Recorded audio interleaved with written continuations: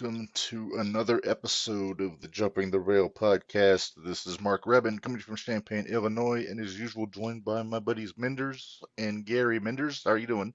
I'm doing well. How are you guys doing? Oh, Uh, not bad. Gary, the beard looks great as always. yeah, it's gotta get trimmed up, but Yeah. it'll- Hey, speaking of that, Gary, did you know that you have a T-shirt on ProWrestlingTees.com now? I didn't know if it was on Pro Wrestling. I saw that you put one up there. Oh yeah, it's there it is. I couldn't get a lot of silver in the beard, but I figured you'd appreciate just going with the jet black. Yeah, I'm sure there's two or three people that know what's going on with it. But Oh, I would imagine. But yeah, there's he right there. Gary says it's a work because he usually does. Ugh. So a lot to talk about after this past weekend. Oh boy, As our buddies in the chat. that you know who? Oh, it's Jesse Raines. How's it going, buddy? For those that don't know, Jesse Raines is one of the up-and-coming stars of 01 USA, so good to have him in there. And yeah, so we have a lot of AEW to talk about today, plus we got a couple other cool things, Hall of Fame, Top 10 Tuesday, plus something else that I've got cooking that I've been wanting to get off my chest for a while, but I'll save that for a little later on. So I guess first things first, anybody that saw when we previewed this saw that they're going to think, oh, they have a lot of problems with AEW, and we do, but I'll also say, give the Devil's due. The pay-per-view, there were some things I really liked about it. Some things that had me scratching my head, admittedly. I'm sure you guys too. But Yeah. Actually, I had more problems with Dynamite last Wednesday than the pay-per-view. Dynamite was terrible. To the point that I made a list last Wednesday during the show. I stopped after the Dustin Rhodes Keith Lee promo just because I was starting to get sore thumbs from doing it on the. Yeah, I think we were texting back and forth during that, weren't we? Oh yeah. I didn't bother Narge because I didn't want to upset him. But yeah, so many things I have issues with. A lot of things from that opening match, Orange Cassidy, and I can't in good conscience call him Big Bill. It sounds so dumb. It's such a bad name.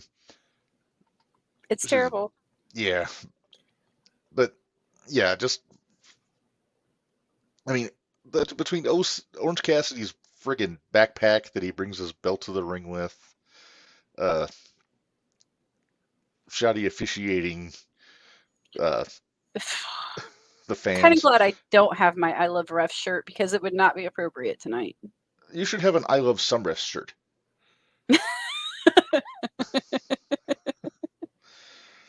yeah, I don't know if that was Morrissey's idea to change his name to that, but it's not a good name change. No. But I mean, he's never had a good name. I never really liked him until he came to TNA, and he got some. He was a lot better after that. I was digging this stuff when he was in Impact. He was doing good. And then Impact TNA. Well, whatever. Potato. Mm-hmm. But yeah, then I guess he saw the dollar signs, and Tony said, "Come and languish on the undercard," and he said. But to be honest, he would languish on the undercard in WWE now too. Because if Omos is languishing on the undercard, hey, Omos is in a main event position on WrestleMania, Buster. Sure is. I'm sure that match will last all of 3 minutes. And he'll make more money in 3 minutes than he has the rest of the year, probably. Probably. The beauty of Mania matches, man. Nobody asked for that. No, but I get it, though. I understand why they did it. It's the attraction aspect of it. I don't know. I thought it would be Gunther.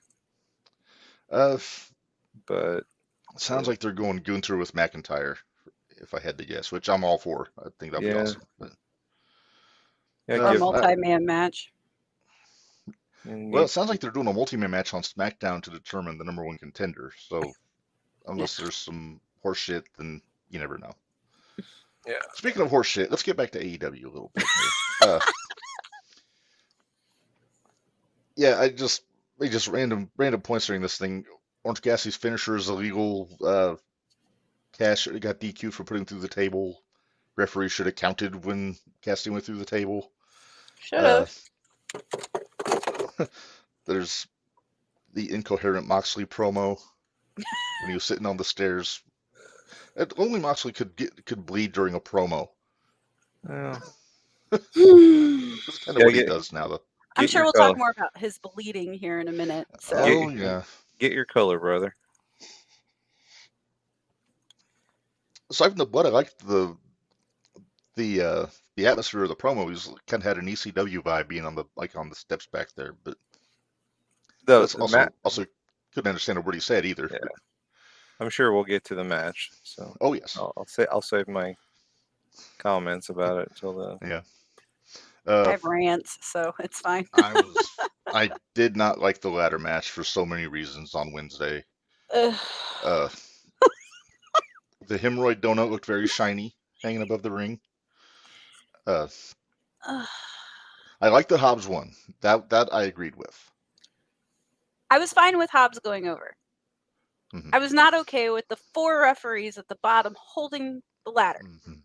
Now, that being said, I don't have a Mhm. problem with the referees holding the ladder, Mm-mm. but why did you need 4?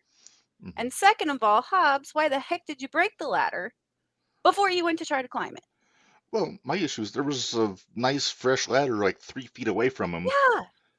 He could have just tossed the broken ladder away and got the fresh one. And it's not so much. And like I agree with you. So I don't mind a referee holding the ladder as long as it's done creatively, where it doesn't look like he's holding the ladder. Best guy I remember doing it was, I think it was Hebner. He would like stand on the bottom rung and like point at the guy up on the ladder trying to talk to him, but he'd be standing on the rung and kind of holding it steady. But the production team needs to take a bath on this one because they should not have shot it that way. They should have done a tight close up on Hobbs going up the ladder so you don't see all the referees Yeah. holding the ladder. They looked like they were ducking for cover when they were holding the ladder. Like they were all crouched in there. I think it was Turner, Aubrey, Rimsberg, and Knox. I think were the referees doing that. And Bryce knows better. He's done plenty of ladder matches over the years. So's Turner, for that matter, in Ring of Honor. But yeah, just it looked hokey. You're seeing a lot more of that out of AEW these days, especially on TV. And we always talk about the dumb high spots. I'm starting to sound like Cornette Minderz. You are, and I'm loving every minute of it. I'm not gonna lie. God damn. He didn't. I am waiting for drive-through. Oh, if I he can't gets into wait. some of this stuff. But Can't wait. no, it's these guys are taking stupid high spots during that match. I'm singling out Sammy Guevara and fucking Andretti for that. I don't know if it was a suplex or a neck breaker or what they were going for, but I thought at least one of them was going to wind up in traction after that. They're somebody's bound determined to break their neck is what's going to happen. And then everything's going to get, oh no, guys, you've been doing this crap the whole time. It's bound to happen. You're going to run out of luck one of these times. Yeah, because you only have so many bumps. Yeah, and then we talk about the bump card a lot. But it's a real thing. Like when you're in your early 20s, yeah, you're like your bump card's got a lot of stamps left on it. But like I saw something the other day. It just drove me absolutely insane. It was on Facebook. It was like a real ring, and they had like 12-year-olds or something wrestling.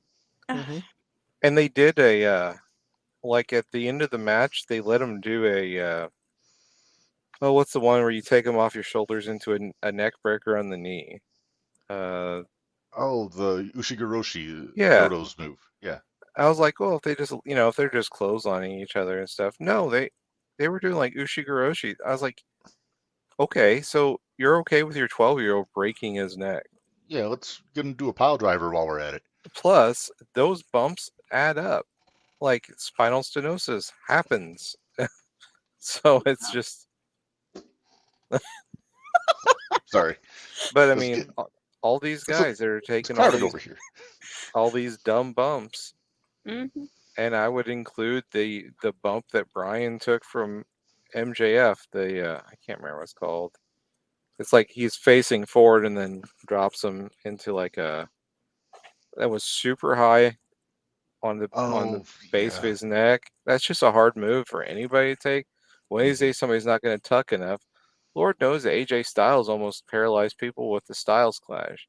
Yeah. That's a pretty simple No move fault to of take. his. You just Mm-hmm. you just tip your head back, but it's Yeah. not a usual bump. I remember he So almost killed Ellsworth on TV because yeah, Ellsworth didn't know to tuck, and AJ had to adjust and save him from breaking his neck. but I mean nobody Which is shows how good AJ invincible, is, by the way. Mm-hmm. and especially like in a match like that, yeah, you're trying to get noticed because you know people are watching because it's a big schmoz, but it's it's all I know people are like, well, less is more, but if you have like 19 moves, you don't have to put them all in one match every time. You can say I'm going to pick these 10, and then next time I wrestle, I'll add in 3 more of these and take these out. Like Mm-hmm. so, it always Hmm. keeps it fresh. But because if you don't do that, then you have to go stupider instead of just smarter. And stupider It's always means more chance for you getting a neck broken, getting an ankle snap, being out for X amount of months. Like I know Tony is a much easier boss to work for than Vince when it comes to people getting hurt, it seems like. But yeah, that because he's still a friggin' puts soccer coach and lets them do whatever they want. that that puts the company in a horrible position because now they've invested all that time and energy into you and you're actually getting to where you wanted to be, and then you go out and just do something ridiculous, and what do you know, you got hurt. It's just, I'm sure CM Punk felt stupid after he jumped into the crowd and broke his ankle. I'm sure he's just like, oh, that was really dumb, this on me. But Hmm. that doesn't help, when he's gone. And tearing a tricep, that doesn't help. But that was just him wrestling, Don't wasn't doing don't anything dumb. That just don't forget that he got fired. Yeah, sure. But like Kenny Omega coming back, winning the trios championships and stuff, like he's not doing as many dumb things, but like in Brian and all these same people, if I were Tony, I'd be like, man, you guys, I'm trying to build the company here, and you guys are my guys. Stop Hmm. being stupid. You don't have to be. I'm not firing you. I want you here. But yeah, Sammy, he just does things to do things because he's young and dumb. And Yeah, he's gonna it's bite his very friggin' tongue off one noticeable. of these days. Well, that'll teach him. Will that shut him up for a minute? For a second. Then get frisky with his spouse on TV.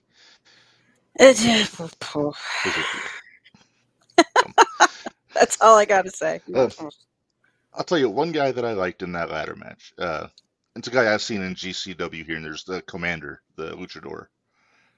He did good. He had the one big spot, pulled it off perfectly. It looked good. I think he may have landed on his feet if I remember right. So he's the kind of guy that he knows how to control his body. There's only a few of those guys in AEW. Pac's the main one that I always come back to. That they're I'm the gonna guys that say. you can count on to. Oh, What's I that? was gonna say I was kind of bummed at who didn't make it there though. That Commander took a spot. Vikingo or whatever. Oh, Vikingo? Yeah. Yeah, because I got to I see didn't know him he in was supposed to be in person. it. Yeah, he was the one that was originally supposed to be in it. I saw him in person a couple weeks ago up at Dreamwave.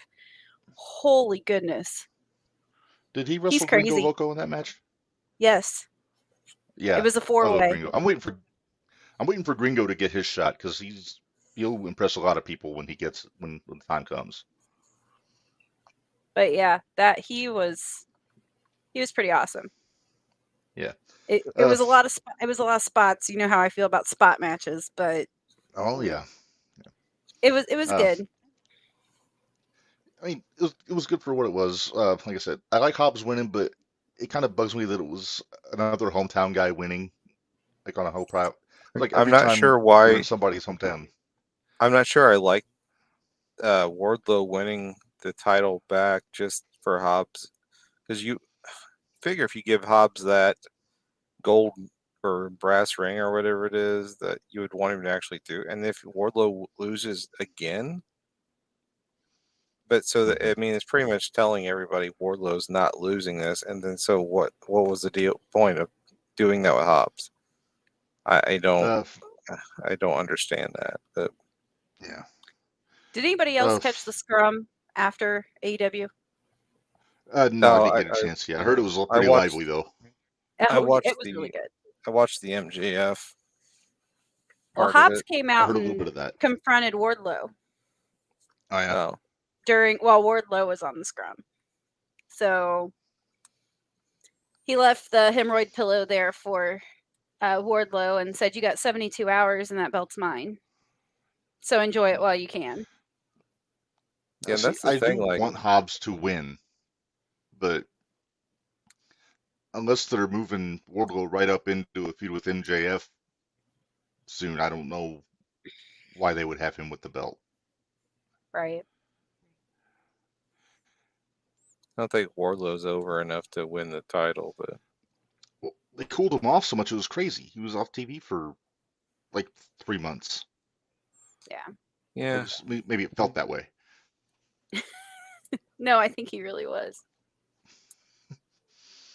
Let's see. The only other thing I really have from my list is Jericho looked like the handlebars of a girl's bicycle with his jacket with the tassels on it. And I didn't watch much of that, but I imagine it was good. I mean, it's Ricky Starks and Jericho, so. Yeah. Oh no, I'm talking about Dynamite. No, we're talking about Dynamite. First match with Pretty Peter.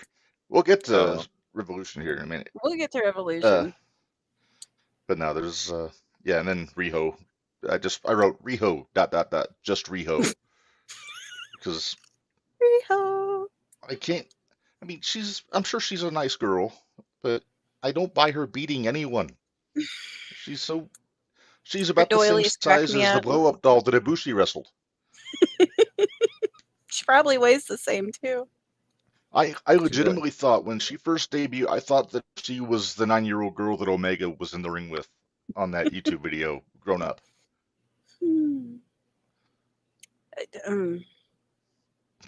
No. Good times. Good times. Yeah, I didn't watch Rampage, so I don't know what happened there. I know Keith Lee came out in a cape. That's all I know. Yeah. Does anybody watch Rampage? I do. I do on occasion when I'm home, but okay. I'm never home on Friday night. Try to keep up. Yeah. But let's get into the pay-per-view since we're thinking about it. That's fresh in our minds. I also made a list. I didn't make as comprehensive a list here. It mainly just complaining about the final burial match in name, rules, and finish. Up until the end of the match, I thought it was really good. Jack Perry and Christian, because they were actually had good psychology and they were fighting, and it's been a feud we've been waiting for the end of for over a year now. And yeah, I thought it was. I like that Jack went over. I think he kind of had to. Yeah. But why? But why would they just try to do a casket match where when the guy goes in the casket, it drops into the bowels of the building with a smoke show in the whole of it? This look really, again, I keep coming back to the word hokey, but that's what it seemed like to me. Well, I think they're trying for different, but hokey is what happens with different. Yeah, I'm all for different.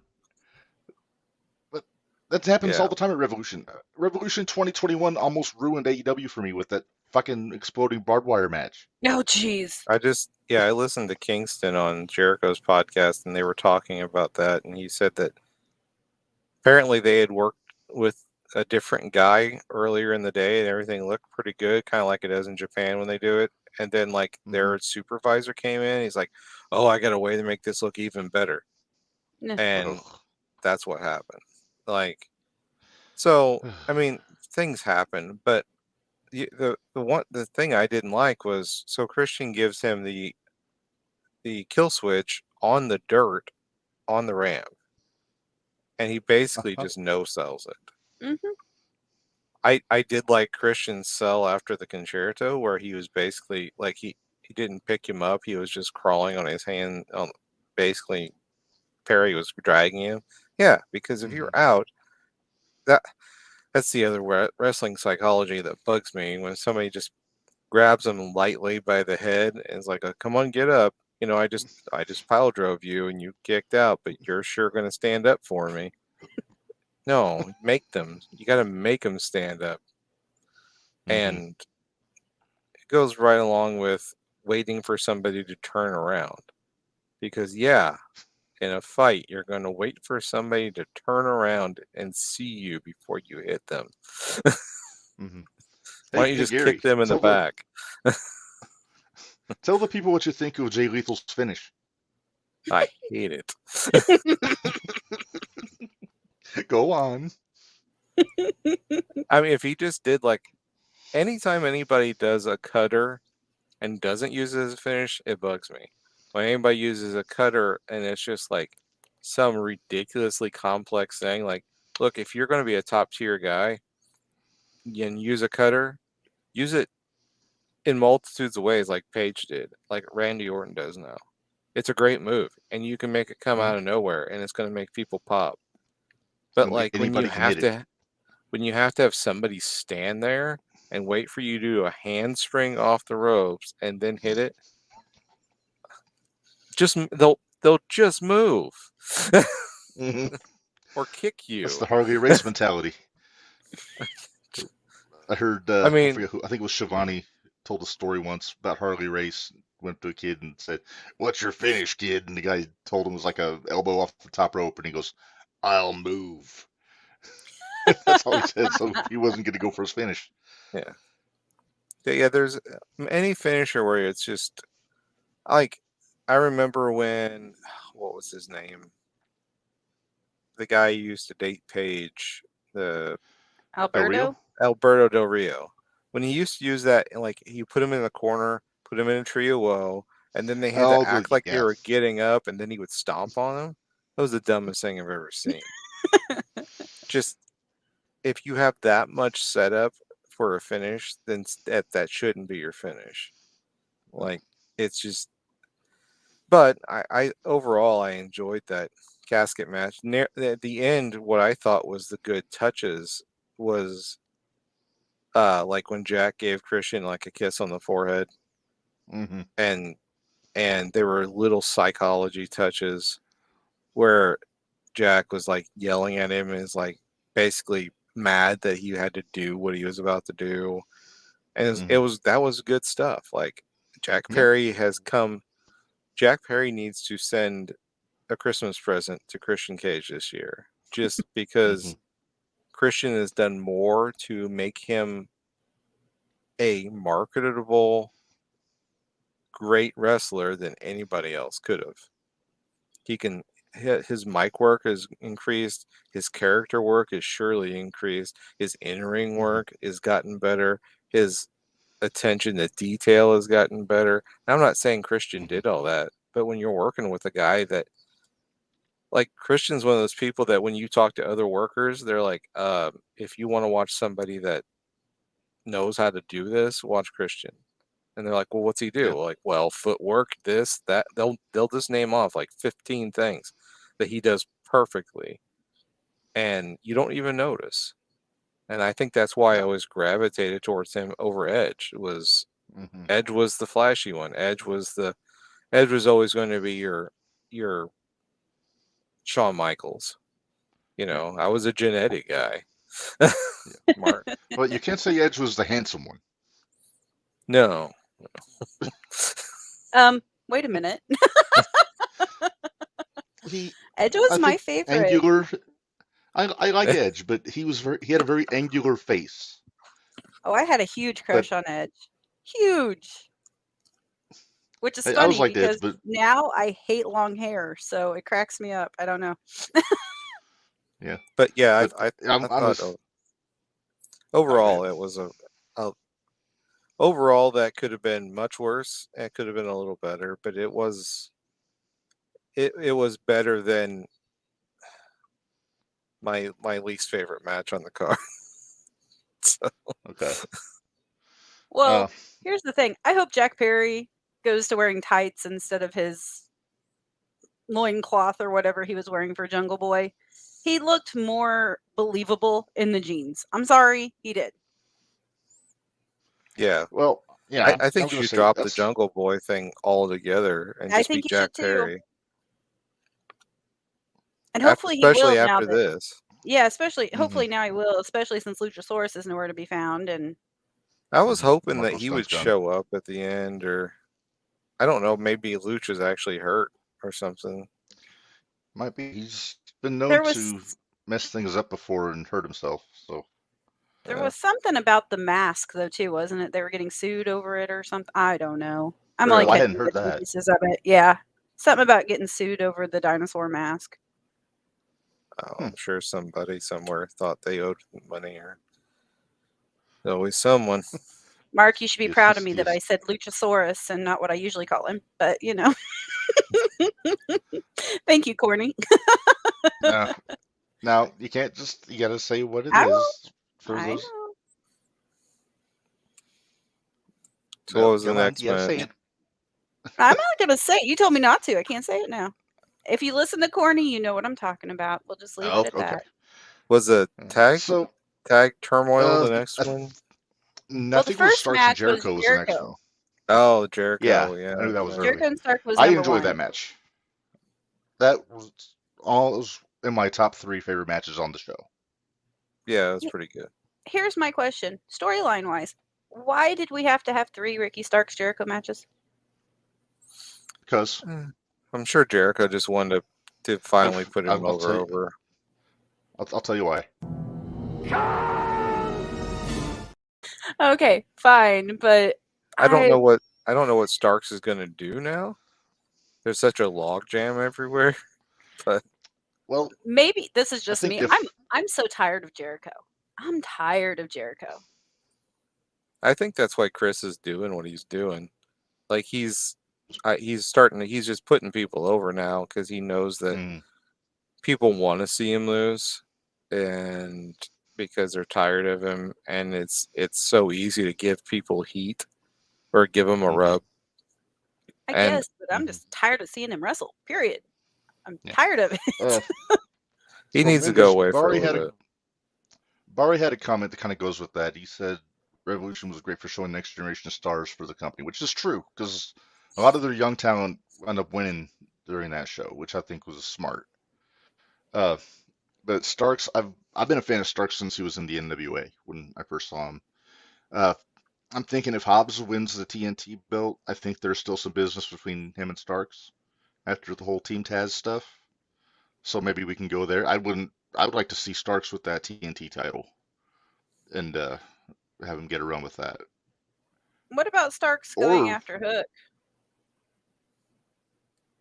Where's the heat? They're both baby faces. Yeah. Oh, I'm sure we can switch one of them. Ricky has a slappable face, so I'm not sure what Hook does necessarily.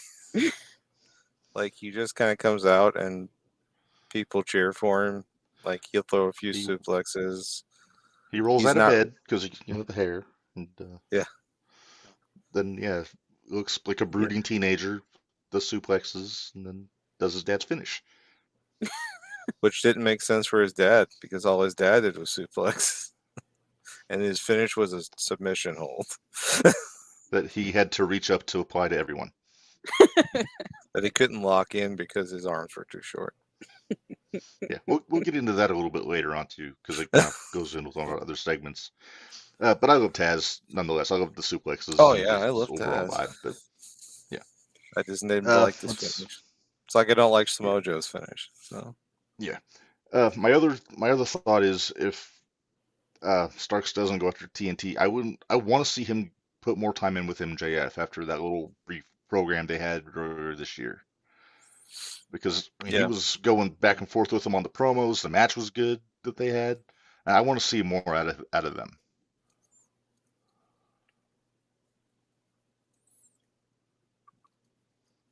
Somebody say something. I was there going, okay. Yeah, I mean, I'd be fine with that. yeah. I was just trying to think of like who MJF will go up against next because Yep.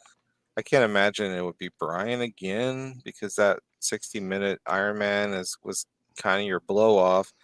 And Yeah, honestly, like they should have given Brian the belt when he first came in. I would say that he should have beat Omega. Like I think when he first came in, he should have beat Omega. He didn't have to have the belt long, but I think they missed their opportunity there because now what are you going to do with it? Like, because you got Punk coming back, and what I was actually thinking, I was hoping was that you would have not necessarily an NWO situation, but you got Punk, and now you have FTR coming back. They came back, challenging for the tag titles. Well, then you look over at Blackpool Combat Club. They're getting, they ain't got no friends, but they're all outside guys. They're not originals. So you could have an actual like war yeah, that way. You could have all the guys that have yeah, been hired in yeah. against all the Then you guys could, who are originals. And then and you could make and that you like could, a year-long program of just match after different matches, and then even even if you wanted to go to the point of like creative control of the company, and then you could have guys, you could kayfabe guys quitting, and like you've already done, and people aren't going to know the difference, and that could be a really hot angle. You just play it straight. Don't have like Punk come back as some like snidely whiplash heel where he's like twisting his mustache. Just come back being being a politicker.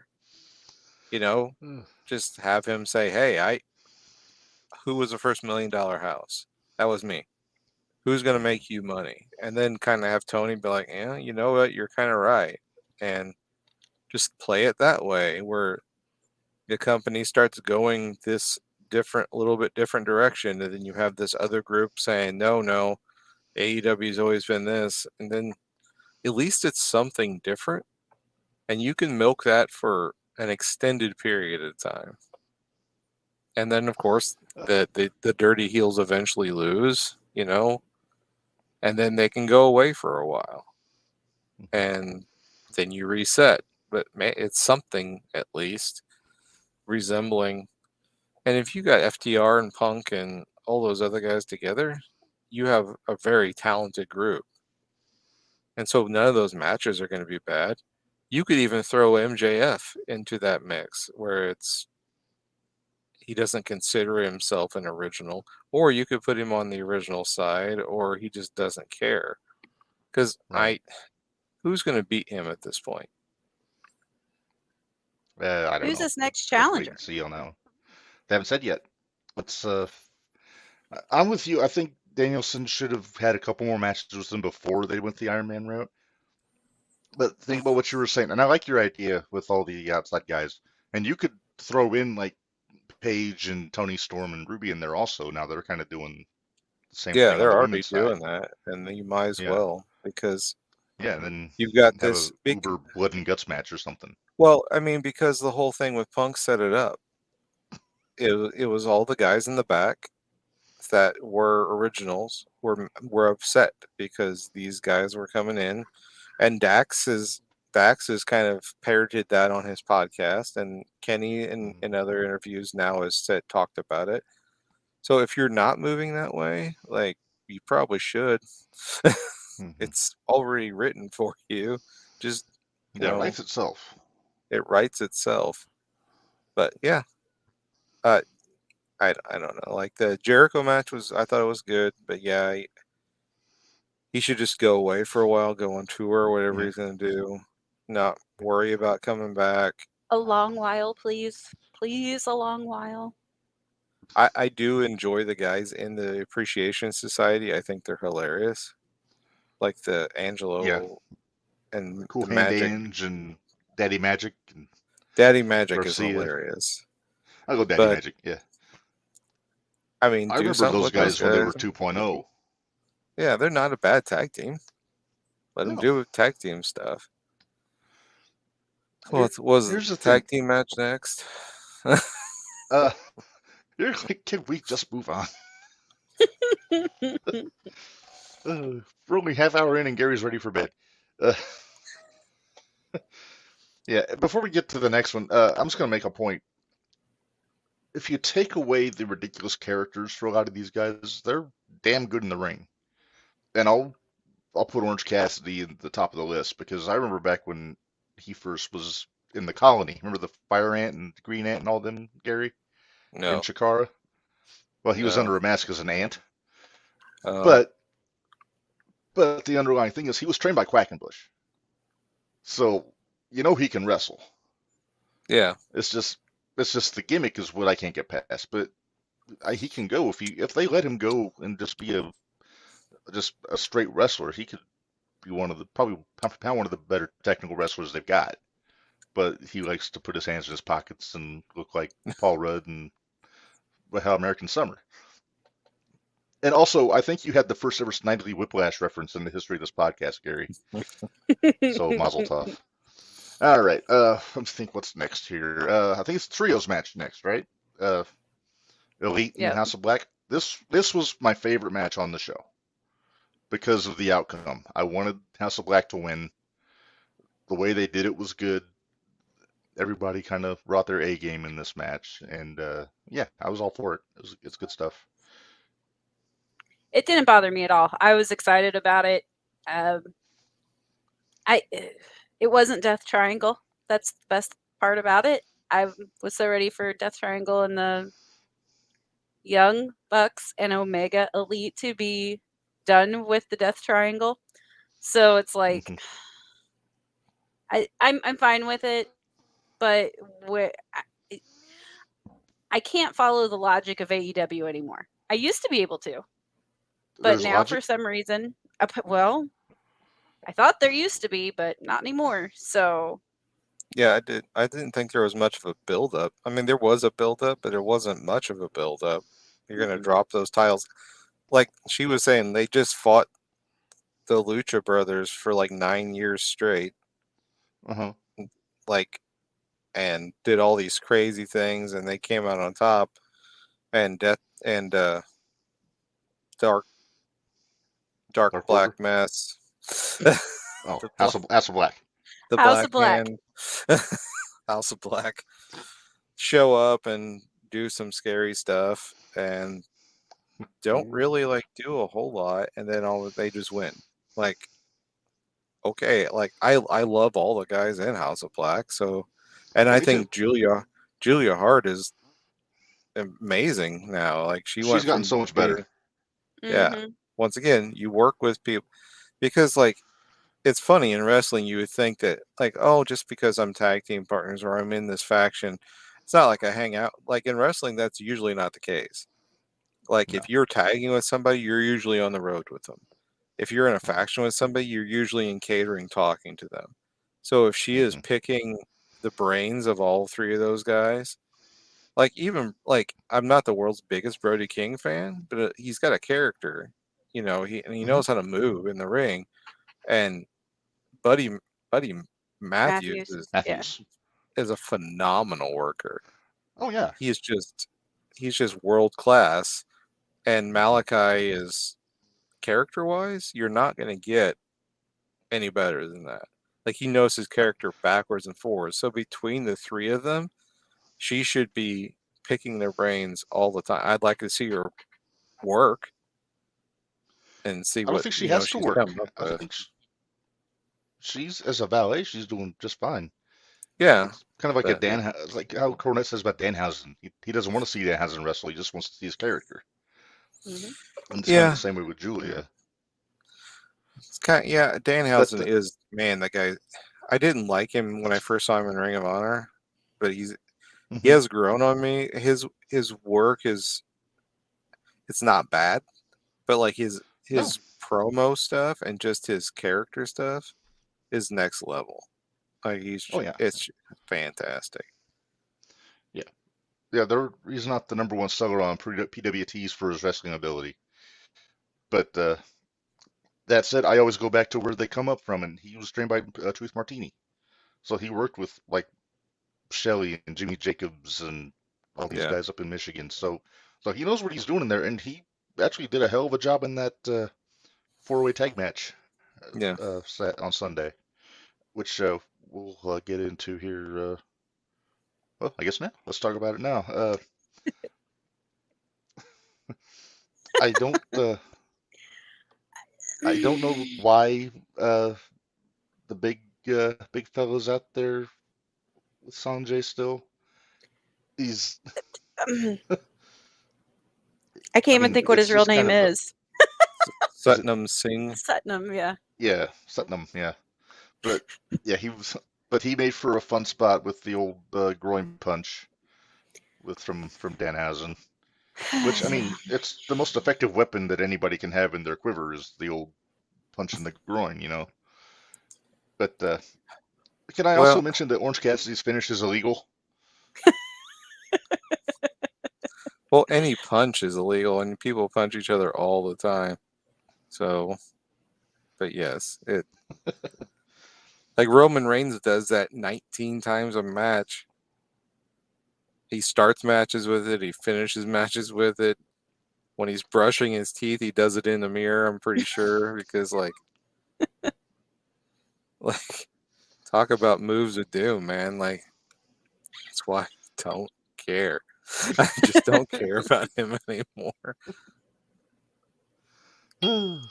I But guess, did you guys like this match? Am I the only person here that did not like this match at all? it's It was okay. anytime you have that many tag teams, it's going to be a debacle at best. And it wasn't a horrible match, but it wasn't as good as any of those two teams actually just squaring off with each other. Like if you would have had, I don't know, what I would have done maybe is pre-show, you have a small tournament, like a 2-on-2 or 3-way dance, and then the winner of that goes on into the pay-per-view and faces them. But it was Because all tournaments leading up to who the four were. yeah, I And guess it I was the don't know. Well, same people. it's the battle royal. Yeah, It's just just so the ones many. that didn't win got to be at the next battle royal. But Yeah, I think that's it should have just been the Acclaimed and the Guns straight up. I mean, Yeah, that's where the heat is in that whole situation. But the Guns, they're growing on me. The ass boys, you know, yeah. they they they're they they're have getting better. character, I hate the guns. They do. I hate the But guns. yeah, but but the big story though is after the match, FTR came back out afterwards, and it only took Dax 48 seconds to get busted open after they got into the ring. I that totally missed how that happened. How did that happen? hard way I hard way, yeah. But right Yeah. over it's like the I said, he I wonder if he had a hit bet him in with the eye, Moxley backstage. hit him right in the eyebrow right there, Right in the eyebrow, yeah, right on the button. Somebody hit him. yeah, yeah.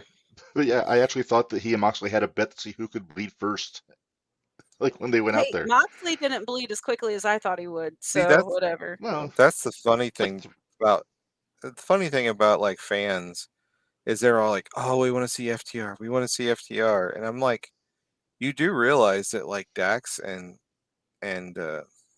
Cash. Cash. I'm tired. Yeah, Dax. I almost called him Dax and Shep. Shep. Dax and, yeah, Dax and Shep. Shep.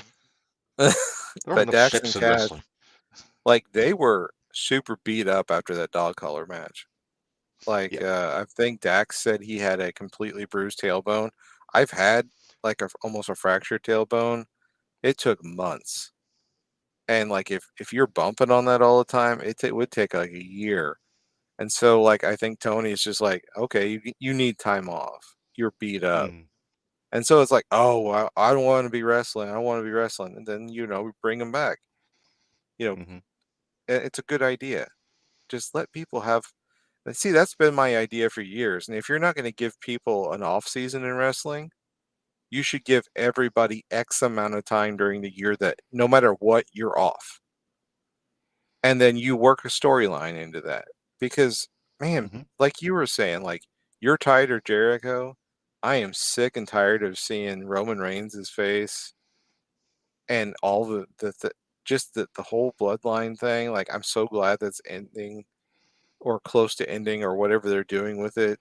Uh, But like, I don't think he if saw they would Raw. just if they would just give people time off to recover, give them a month. Just you can say here's a week here, a week there, whatever. But you give a guy a month to just heal, get some PT done, go on vacation, Mhm. recharge. Then you can write him off TV for a month. Who cares? They'll be back. People will miss them, and then you'll have a Mhm. recharge wrestler. You'll have a recharge crowd. Instead, they Yep. just keep marching these same guys out there all the time. Like FTR was super over but man, you get beat up doing dumb bumps, Yep. and they had done a lot of dumb bumps in that match. Let them have time. They let Mhm. them have time. So I Yeah. thought it was a good idea. Like, Yeah. You. oh my, it was my mom calling me. I might have to actually answer that. Doesn't doesn't she know we're making podcast gold right now? Yeah. Well, just keep making that podcast goal. How do I mute this? I got you. Hang on. All right. I will remove you for now. You're still in there, so we'll bring Gary back when he comes back from talking to his mom. So I don't think he'll be too concerned if we keep going. But first, actually, let's take a pause and pay some bills, Minderz. All right. Uh, What? just hey, look at that. Look at that. That's where I got it. ProWrestlingTees.com/JTRPod. Yep, and part of the iHeart collection from Jumping the Rail. There you, right there. I heart heels. I heart lazy booking, or I don't heart lazy booking, I guess. I heart refs. I heart death matches. Uh, Let's see. I'm gonna have 3 of the 4 of those here shortly. you don't heart death matches, I know. So I'm gonna guess that's the Like one I you're said, not getting. 3 of the 4. Yep, yep, yep. But we got plenty of shirts out there. We showed you the brand new Gary Vestelio Gary Says shirt. Then yeah, we got them all on here, and brainbustertees.com/long site address to get some of this stuff here. Not as much stuff we have on Brainbuster Tees as we do on Pro Wrestling Tees, but the stuff we got I think is We really do worth the bang for the buck. different stuff on Brainbuster Tees though. Yeah, and then we're working on getting some more stuff up for our mainly for our 0-1 shootout merch, but also in the Jumping the Rail podcast network milieu. So that's something to look forward to. And yeah, so Jumping the Rail. I'm sorry, ProWrestlingTees.com/JTRPod,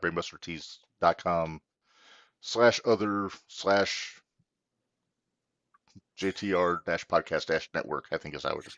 I, I think so I too. could I have don't always put the remember. thing back up. You could have. Uh, we could have. Okay, Let's I'm see. sorry, but I So have I have beef with the gun boys, so I could care less about the guns. I could care less. I know The you have only heat with the team guns. actually I just have heat with Billy, but the Who? only team I even cared about in that, I would have liked to have seen if I had to watch the guns, I would have rather just seen the guns and Lethal and Jarrett. I do like what Lethal and Jared are doing I as would a have group. rather That's seen that. I get the acclaim, should get their I mean, is this what they did as their rematch clause? Isn't that how they got into yeah, this? So yeah, that's gone now. yeah. Well, the guns got FTR now, so that's probably who's going to wind up taking the belts off of them. But They they just got to move find the something for the storylines acclaim. too fast. They do. It's a phrase I've always used when I'm talking about Tony Khan is fast food booking.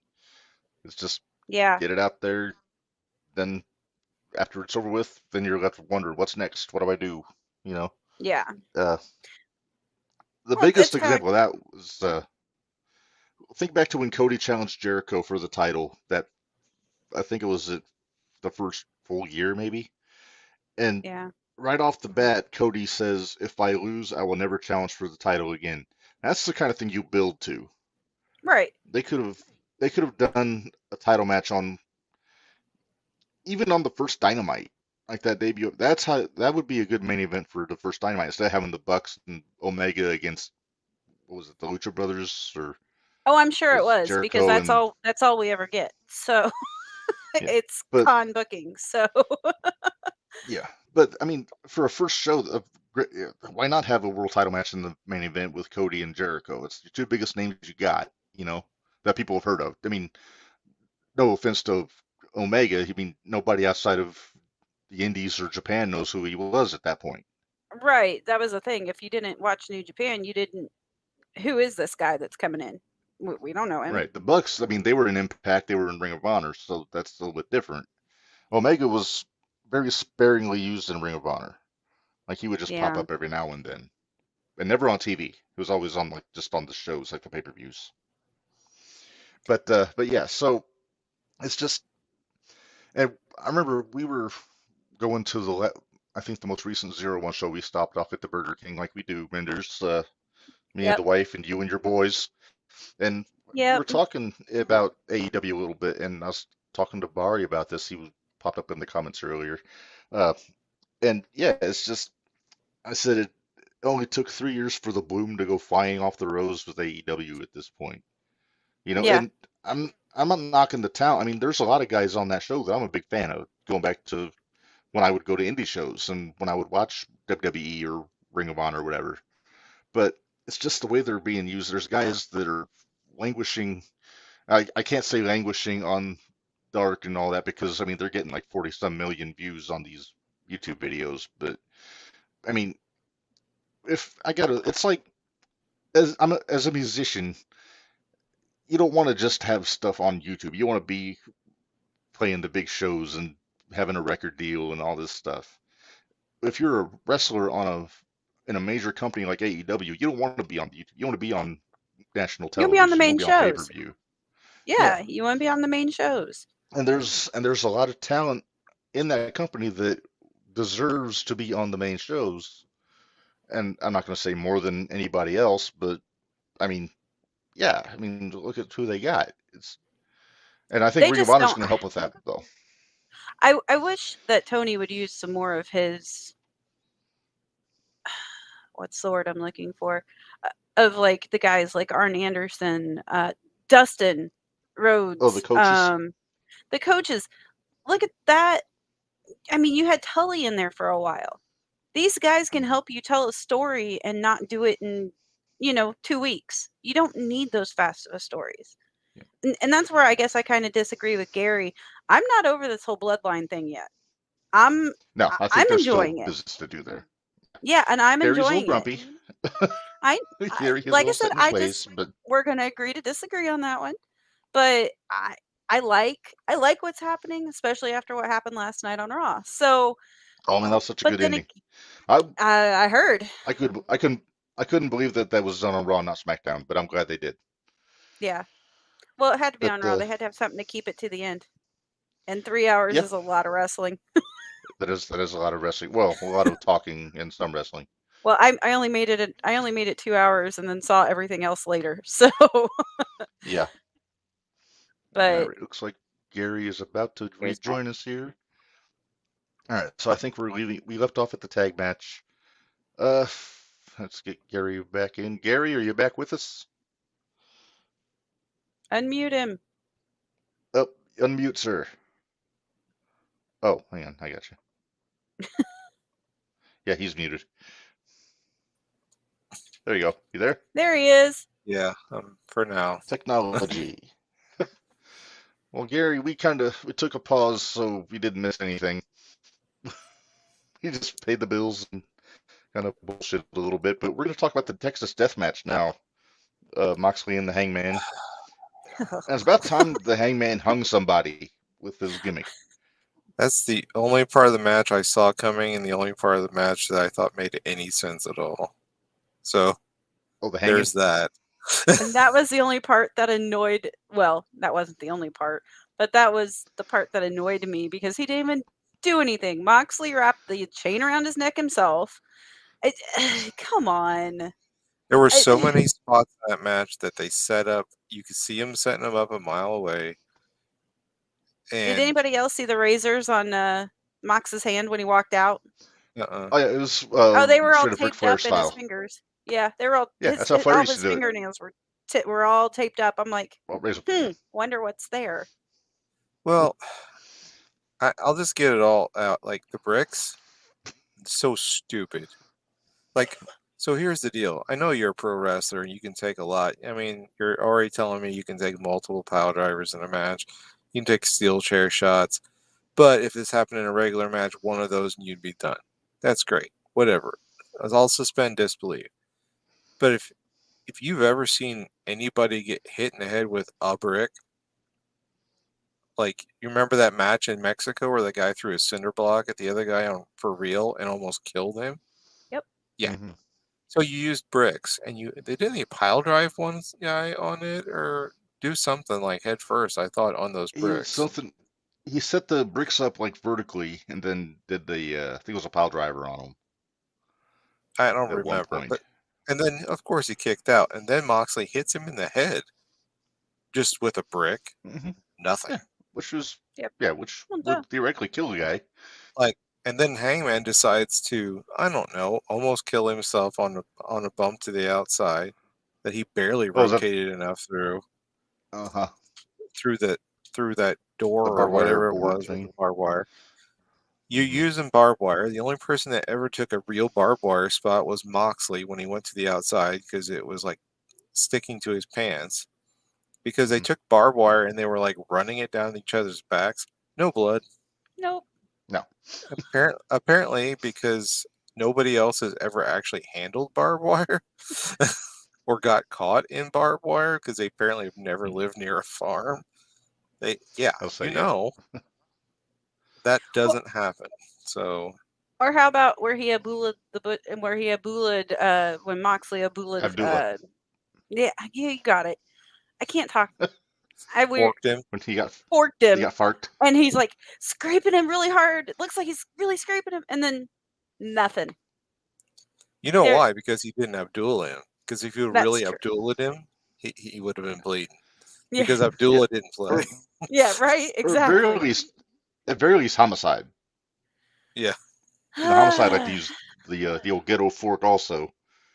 That But there were That's just so many, like the spots where they were like wrapping barbed wire around their leg or their arm, and it didn't mm-hmm. work because like it's barbed wire. Like there were so many just spots for the sake of spots. Like I Mm-hmm. get Texas Deathmatch. I get that there's going to be blood. I understand that, but if you're going to have blood, like the things that make you bleed should be things that always make you bleed. If you're going to get raked Mm-hmm. with barbed wire, you should be. If you're going to be in that match, and you're going to say, "Oh, I'm going to be hardcore," well, then go ahead and be hardcore. Mm-hmm. Like you think Terry Funk and Sabu wouldn't have rather had fake barbed wire or barbed right, wire that wasn't going to cut the crap out of them? right. You think those two would have much rather done that than be so tangled up with each other that they just had to say, "Okay, match is over," and cut them loose? You think Mm-hmm. Sabu wouldn't have been much more happy with not having to super glue and tape his arm shut so he didn't bleed to death? Yeah. No, I'm Right. sure they would have been ecstatic if you would have told them, "Hey, you don't have to do this because we can make it look real without making it real." But if you're going to be like Texas Deathmatch, now we're bleeding. Okay, don't get me wrong. I think it's dumb. Like for a while when I was a teenager, I was all about death matches because it was new. It was something cool I'd never seen. But once you get to the point in like Big Japan when there was like scorpion pit Oh, Big trapeze Japan. death matches, and Kitty there was full of lemon juice. and then there was like anything Onita did, where it was like an island that exploded for some reason. Or the match where the whole ring was on fire and it lasted about 35 seconds and they realized it was so hot they couldn't breathe and they all got burned. Yeah. Trial and error. Let's chalk it up to Once, trial and error there. once you've seen those, you're like, okay, so if these guys have done this and that was dumb, these guys can do this because it's not nearly as dumb. And then, you just have all these spots that just kill any other spot after that. And it's just... Yeah. Don't get me started on how TK just totally insulted Onita over the years. But that's another story for another time, I guess. I like that Page won. To kind of get back on topic, Moxley didn't need the win. I think Page needs something. I did like Page's music. He's got the Ghost Riders in the Sky now, which I thought was cool. I'm hoping he keeps the music. I hope he loses the glittery attire. I'm hoping he just gets hit in the head with a brick every week. Just somebody, that's his spot from this point on. Somebody just hits him with a brick. And he Take that, you blockhead. So you might as well just go down that path because... and yes, I agree. The butterflies off his jeans. Clinton Smith, I agree with you. I mean, you get hit in the head with a brick. I mean, I've talked about it, I don't know how many times, and it's probably sounding like a broken record, but you already suspend so much disbelief watching wrestling. You have to, even if because you know it's fake or predetermined, that you have to suspend the disbelief to watch the match and say, hey, this guy might actually win this. Mm-hmm. When you start doing things where it's just people know that is an impossibility. Now, don't get me wrong, Mick Foley got thrown off of things and got up. Looking back, even he says that was a dumb idea. But he broke a bunch of stuff. Lost teeth, lost memories. And then The Rock hit him in the head with a chair a bunch of times, and he almost lost the memory of his children. So now you're going to have what can go wrong? You're going to have a bunch of guys that start using bricks or cinder blocks or whatever it is.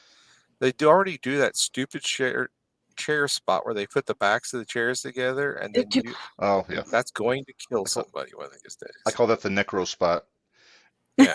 Well, Necro Butcher used to do that all the time. Of course he did, Mark. Of course he did. What else did Necro do? He would sit in a chair and just punch somebody in the face.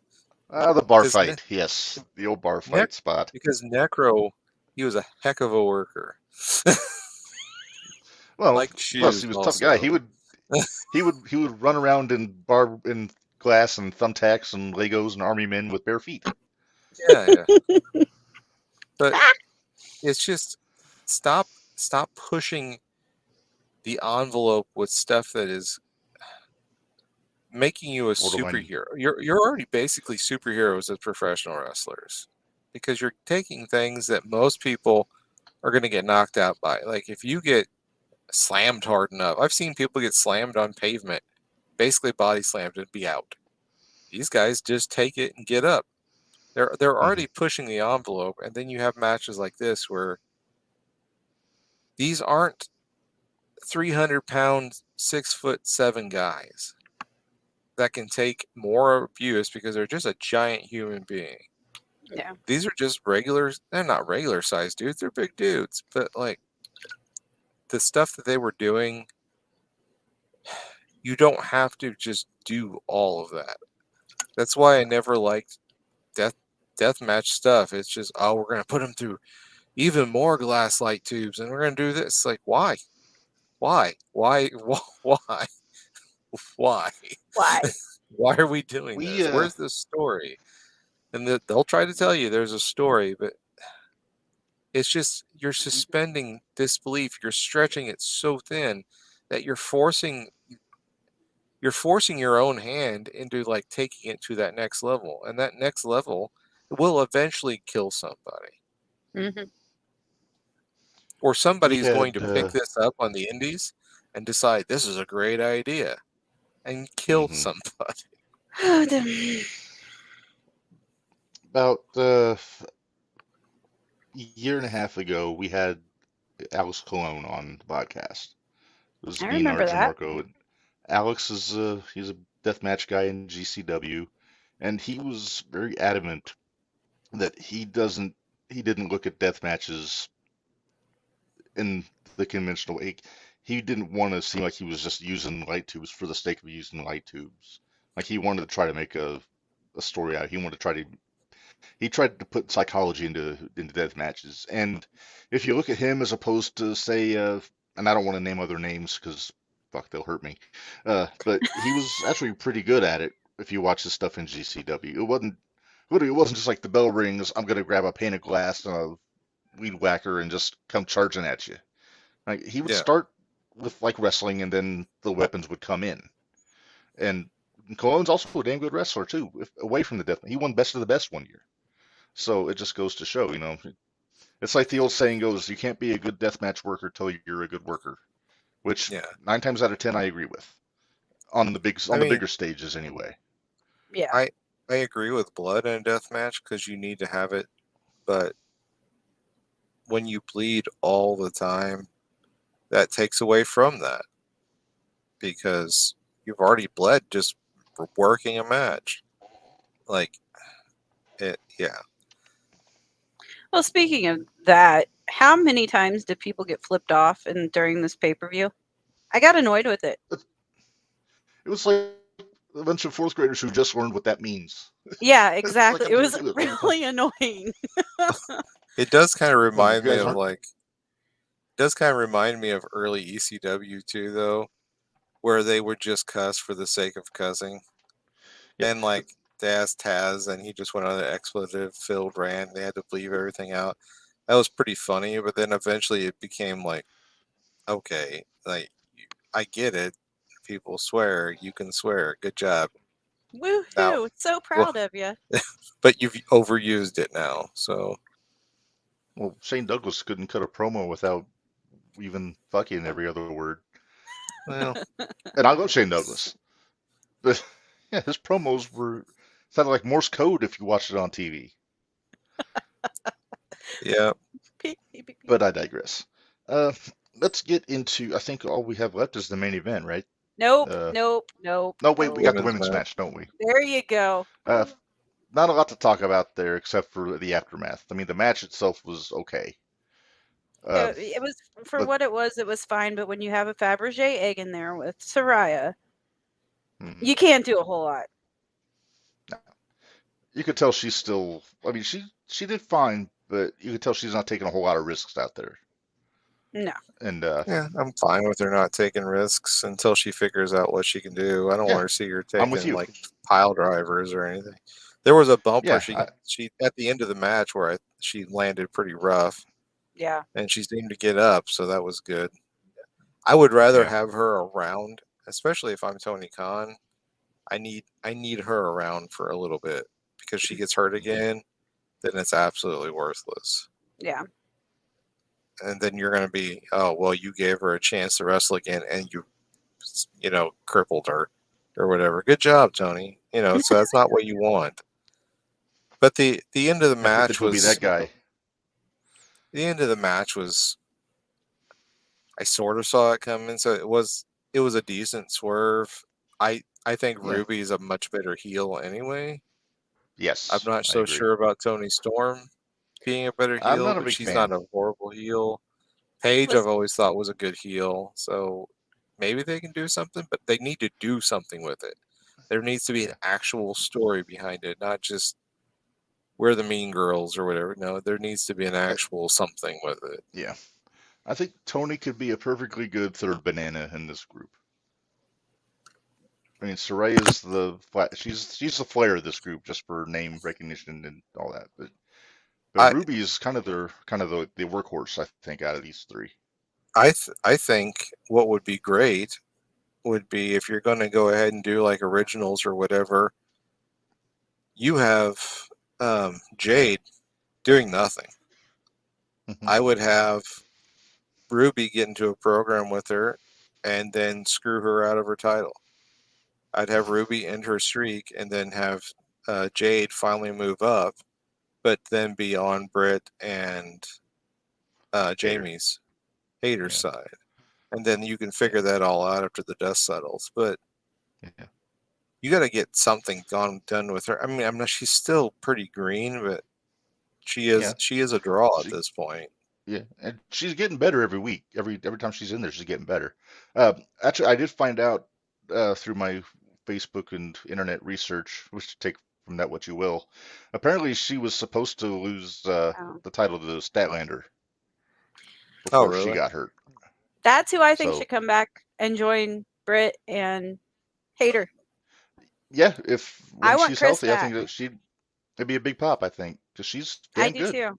Mm-hmm. Now that she's lost the whole alien gimmick and all that stuff, and she's going to be in herself, which kind of goes back to what I was saying before about the goofy gimmicks.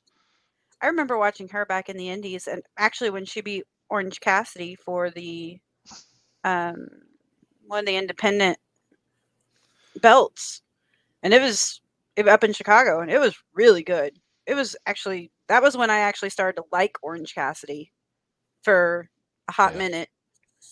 And then this happened, and it cooled off real quick. Yeah, I still get the backpack. He looks like a moody college student. Yeah. With a shiny belt in his bag. Yeah. But I digress. So we're going to the match that we all paid to see. Jake Lander wasn't on this show, Minderz. I still don't pay for Jake Lander. Let's go to the match that I paid for his door. I did. Yeah, I did. That's a story you need to listen to the 01 shootout to get more info about that kind of stuff. Yeah. Let's talk about the Iron Man match. I thought it was great. Just cards on the table. I think both guys did a hell of a job. MJF, I know you like MJF. Love MJF. Absolutely love him. I loved the. He did everything he needed to do. Mm-hmm. I saw some people saying that he couldn't lose a fall, and I thought that was dumb. I knew that he needed to not win clean. Mm-hmm. Is all he needed to do. Right. I loved the get DQ'd and then immediately pin him 3 times to get up to tie it up. Like early on in the match. It's just brilliant. It's just the oldest trick in the book when it comes to one of those 2 out of 3 falls Iron Man matches. But and then the tap immediately after the time finishes, and you tap then. Yeah. So you can get out of it. It was great. I love that he won with the label lock. If that's not just a big, I like a theoretical middle finger, not so much the real ones on this show. But, I like the little stuff in the match, and I know Taz was all over it because he didn't think he should be drinking water. But I thought it was funny that MJF had water outside the ring. He had things set up because he had pre-planned it.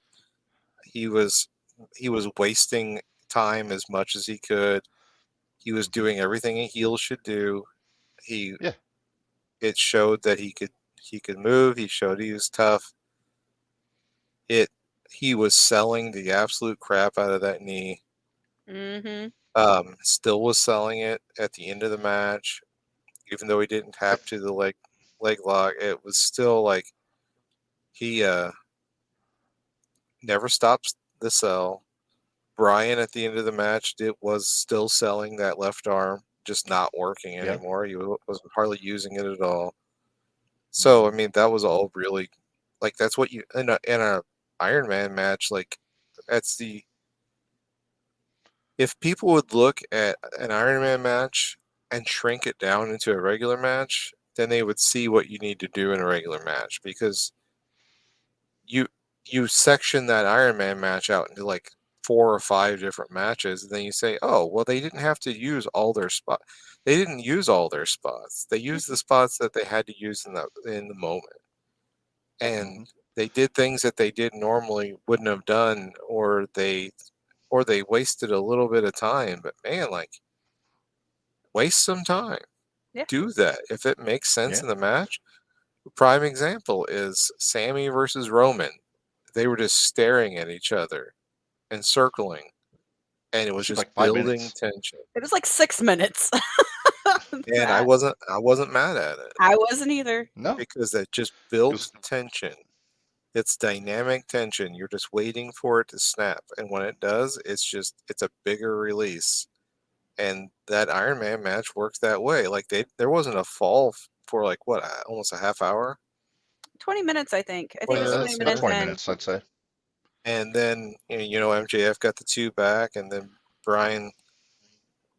They were doing that stuff on the outside where it was really good, and then like the jumping tombstone through the broken table, and there yeah, was just some pretty heavy spots. There was And the best, like if he would have hit him more, I don't want him to hit him in the head, but the diving headbutt that busts MJF open is the only spot that made total sense during the night for somebody to bleed.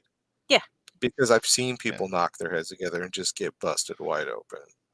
And I don't know how he bled so much so fast. Unless that water was caffeinated that he was drinking like the whole time. maybe it wasn't water. It had aspirin, like liquid aspirin in it. Yeah. There's My one favorite thing part- that bothered me. Oh, okay. Can No, I say go what ahead. bothered me? Yep, you sure can. I want to see if you agree with me on this. Max puts Danielson through a table with the elbow on the floor. There was no disqualification. Theoretically, he should have gotten DQ'd for that. Yeah. Because a table is a weapon. Well, you probably should have got And- DQ'd for tombstoning him through the table. That also. too. Yeah, anything involving a table, that should have been a DQ.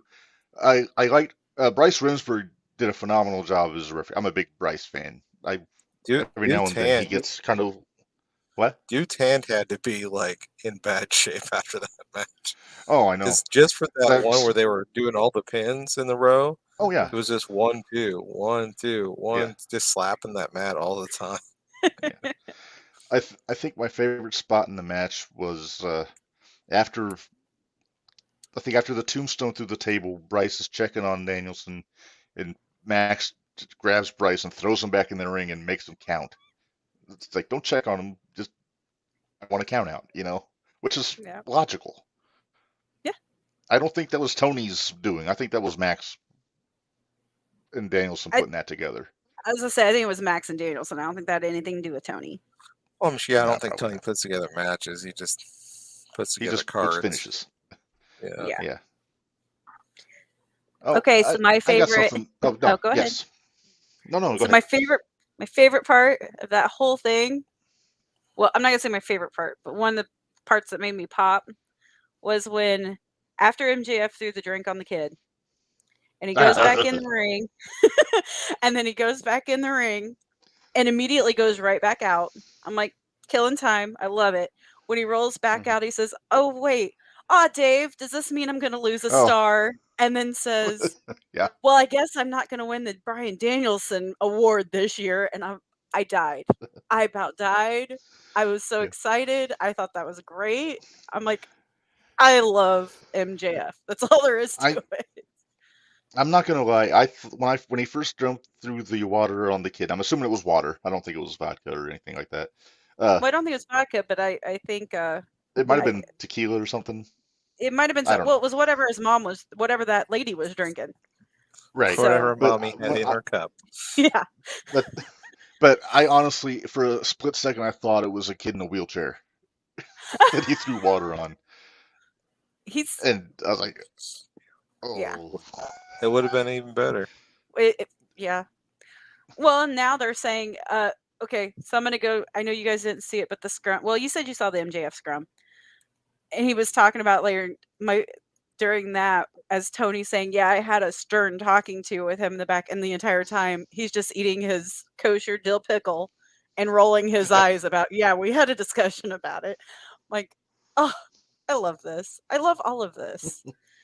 Yeah. It's one of the few heels that I actually feel like I can get behind 100%.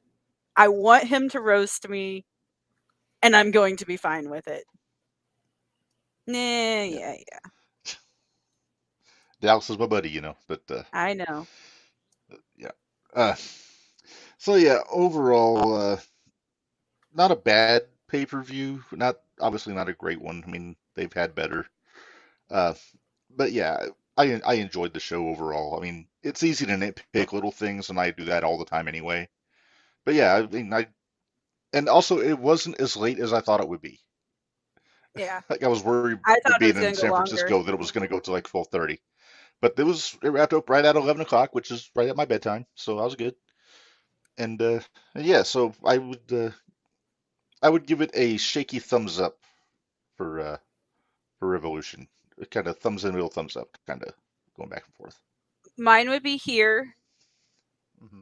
Had the Jericho match and the 4-way tag match not been there, it would have been here. But it goes here. And most of this, the reason it's not here is because of the main event. There's one thing also when they showed the build up of the main event when they were talking to like Shivani and Excalibur and all the people backstage.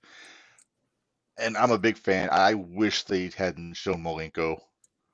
Oh, Because he looks so bad. he looks, and it's Parkinson's is a ass kicker, and just I don't know. I mean, I can't put myself in his shoes, but I wouldn't want to be seen like that if it was me. But I don't know. Dean's a tough guy. Maybe he's just like, yeah, show it. Maybe it's like how Michael J. Fox does press conferences without taking his meds. Maybe it's Yeah. the same deal, but it'll look rough, and that's hard to see because Dino was always one of my favorites back in the day. Uh, but I just wanted to get that out there. It's just my take. Uh, there's something that I've wanted to do for most of the time of this podcast. I've never gotten around to it, and I'm going to do it now. But I generally have an issue with a lot of wrestling fans for many multiple reasons, and anybody that follows the Central Illinois Pro Wrestling Club page knows that about 2 years ago I put up the 10 Commandments of wrestling fans. There it is, All right right. there. Look at that. I even put effort into this. Mm-hmm. So I'm going to, and I've never discussed this on the show. So I figured why not? Just it could be interesting. So we're going to start with, and that's just going from 1 to 10. Number 1, don't call other fans marks. It makes you sound like a mark. Oh wait, hang on, I forgot my graphic. Lord, I shall give these laws unto thy people. Hear me! Oh, hear me! All pay heed! The Lord Jehovah, has given unto you these 10 commandments for all to obey. Well, whoops, I've already broken your first one, Mark. Sorry. it has less gravitas when I forget and put it on after the first one. But yeah, it always bothers me, and it's not just because my name is Mark, but right. Yeah, it's like come on, it's know-it-all wrestling fans. I know it's funny coming from me. It's kind of bother me. Uh, Let me see. So yeah, I mean, it's kind of right up there with fake as words I try not to use when I'm talking about wrestling. Every now and then it pops out, but like other F words. But it's good. It's good food for thought. Just to think about. Oh yeah, well, that ship has sailed. Okay, number 2 here. Don't refer to wrestlers as jobbers unless you have worked a match. Until that happens, they are enhancement talent. It's Gary. Man, you're calling me out here, Mark. I'm not. I guess I got to switch some things up. There's a lot of enhancement talent now. Yeah, there is. There are. There is, but it's just the way that people use the word jobber when they're talking. It just sounds like an insult. It's just come on. I mean, yeah, they're doing a job, but it's just come on. It's be cool. Maybe you can only use I don't it want you in to feel like you're backed into a corner, Minderz. What? You can only use it in certain company. Maybe that's what it is. Maybe that. Yeah, maybe. Just don't do it to make yourself sound like a know-it-all or Yeah. a smarty. And don't say it around Bill DeMott. I've heard that is a fool's errand. Yeah. Ooh. Looks like we're going to lose Gary. Gary, you go do what you got to do, man. And Yeah, we I will talk will. to you soon. Yep. See you guys. All right. See you, All Gary. Maybe we'll remove Gary. All right. Yeah. So. Yeah, Wow, Gary this had feels his family, familiar. thing pop up. That's And fine. should we switch the backdrop to? No. We're on jumping the rail. We'll deal with This- that tomorrow yes. night. All right. Let's move on to number 3, Minderz. Hopefully this doesn't get you too much. Don't do, say, or chant things to heels that could potentially make them baby faces prematurely. I'm looking at you, people that sing along to Jericho's music. Mm-hmm. I mean, come on. It's That bothers me. I want them to change Jericho's music just so they can't sing with him. I want Jericho to come out to no music. Well, yeah, but they'll still That sing would- it at him. Yeah, I know. That's because, and I think I may get into that later. But yeah, I mean, if a guy's trying to be a heel, and I know Jericho, and Jericho's for all intents and purposes not a heel because he's still getting cheers and all this stuff. The only real heel right now is MJF, and even he wasn't a real heel until about 3 months ago. Like Here's it the wasn't thing, until after he then you knocked have, out Regal. but then you have people like me that appreciate on. what heels do. That appreciate what Yes. heels do. Oh yeah, And- me too. but- I'm with you. But I'm also not going to chant something that's going to get him cheered. I'm going to sit back No. and enjoy everything that he's making Just all these other Bask people feel. in the heelish assholery of a good heel. Exactly. I think Gotta love a bask in good the assholery. assholery needs to be a T-shirt. Do it. It wouldn't be any worse than some of the other ones we've came up with. That's very true. All right, number 4. Don't try defending wrestling to people that don't care about wrestling. They're not worth your time. That's the This truth. might be the best piece of advice I can offer you. You're not going to convince somebody that thinks it's fake or it's phony or it's corny or You're it's not. lame that it's not. Yeah, So you're not. yeah, You can try. yeah, But it but won't it's like I said, it's just it's a fool's errand, Yep. So just enjoy it. Enjoy it with people that enjoy it. Talk about it with people that like talking about it. It's just that simple, Yep. Number 5. If a wrestler is forced to retire due to injury, don't call them a quitter. It really makes us look bad. This goes back to when Edge retired originally in 2011, and I would always see people online saying, "Oh, he's a quitter. He No, didn't he's have the heart not. to keep going. He had a fucking broken neck, and if he Yeah. took a bad bump, he could have been in a wheelchair. I mean, come on." Do you remember how hard he cried that night? Even when Yeah. Daniel, whatever you want to call him, Right. when he quit, I saw the or same thing when not when he when quit, he but when he retired. was forced to retire, he cried. This Yeah, this with is Paige- these guys' Paige. lives. Yeah, it's Soraya, their when she retired, same deal. lives. It's just come on. It's like Yeah, it's not all fake people, but no, it's not. the outcomes are fake, but they take very real risks in the ring. Very real risks. And we talked about the bump card a little bit, and yeah, it's a real thing. The bump card, once it fills up, you gotta You're done. just use your head, Yeah. All right, number 6. If a spot gets blown during a match, do not chant "you fucked up." Seek commandment number 2 for reasons why. Which I'll call it basically is out, if you but have, I won't chant, but I will call Right. it out. if you don't remember commandment number 2, if you haven't been in the ring, don't call somebody a Yeah. good job. So yeah, if you haven't been in the ring, you don't get to call people and chant "you fucked up" because it's lame. Because I want to see you do it.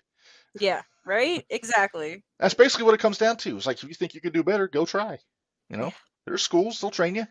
Yeah. We know of one in Edgewood. Yeah, a very good school, the 01 Very good Dojo. school. Yeah. I'll tell you, if I had the money and the time, I would have gone in there and bumped a little bit. Yeah. All right. There we go. Number 7. Don't try to get yourselves over at or try to hijack live events. Some of us are trying to enjoy the show. Yeah. This is a big sticking point for me. And there's a guy on Dynamite during the Cassidy Morrissey match that was like cheering like crazy, but the whole time he was looking at the big screen, watching himself Yeah. cheering like crazy. Come on, jackass. But Okay, I'm going to point something. Go ahead, because I want to point something out when you get done there. does it pertain to this particular commandment?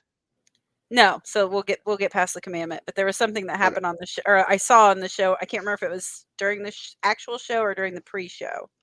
Okay. So. All right. Number 8. Do not chant "You can't wrestle" at the talent in the ring. Again, see commandment number 2. Right. I'll agree. Yeah. Even like back in Cena's heyday when they would chant "You can't wrestle," he clearly can because he's making a lot of money at it. Yeah. It's just there's a word Bubba Ray uses: greatness hate. Talk about whether it's Tom Brady or LeBron, and I'm not a big fan of LeBron, but Jordan and Flair and Charlotte and all these that they get hate just because they hate us because they ain't us, as the old cliche goes. Yep. Which I think goes to that a little bit. All right, number 9. This is a little wordy. Don't assume that everything that a wrestler does or says on the show is a work. You'll just look foolish when proven wrong. Furthermore, don't believe everything you see in the dirt sheets. They're usually full of crap. Wrong? Issues? Nope. Not wrong. Not wrong. And I'm going to also say there are some reputable wrestling journalists out there that actually do a good job to get their information right. But then there's your Meltzers and what have yous. And Meltzer's not wrong all the time. Not always, but sometimes he makes wild assumptions. Yeah, really. I saw that. I love your wife. Yeah, me too. I think I'll keep her. You might? Okay, cool. Yeah. All right. Ready for number 10? Yep.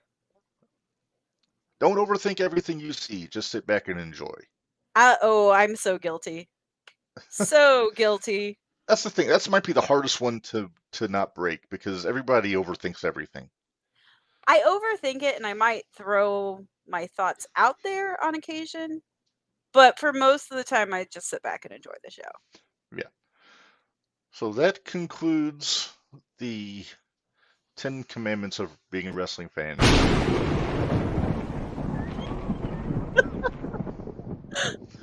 Okay. If the music were closer to the actual pictures, I would have done that after every one. But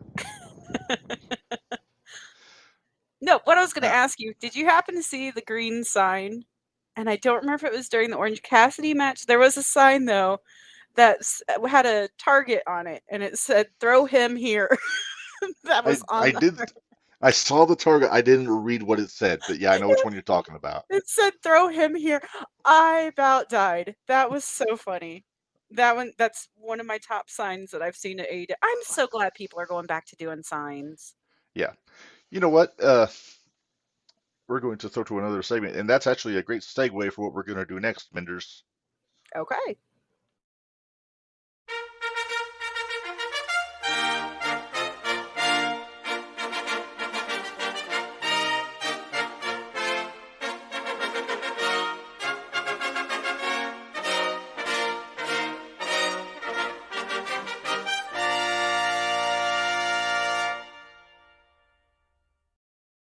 Isn't that fancy?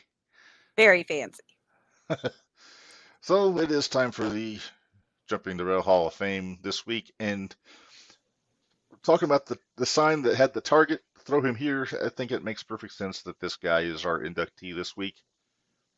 The Beast from the East, Bam Bam Bigelow, who was not opposed to throwing people a great distance in ECW. Nope. Particularly Spike Dudley. Right. Well, Spike made it well, easy. everybody likes throwing Spike. Yeah, I was gonna say everybody threw Spike. Yeah. But I loved Bam Bam.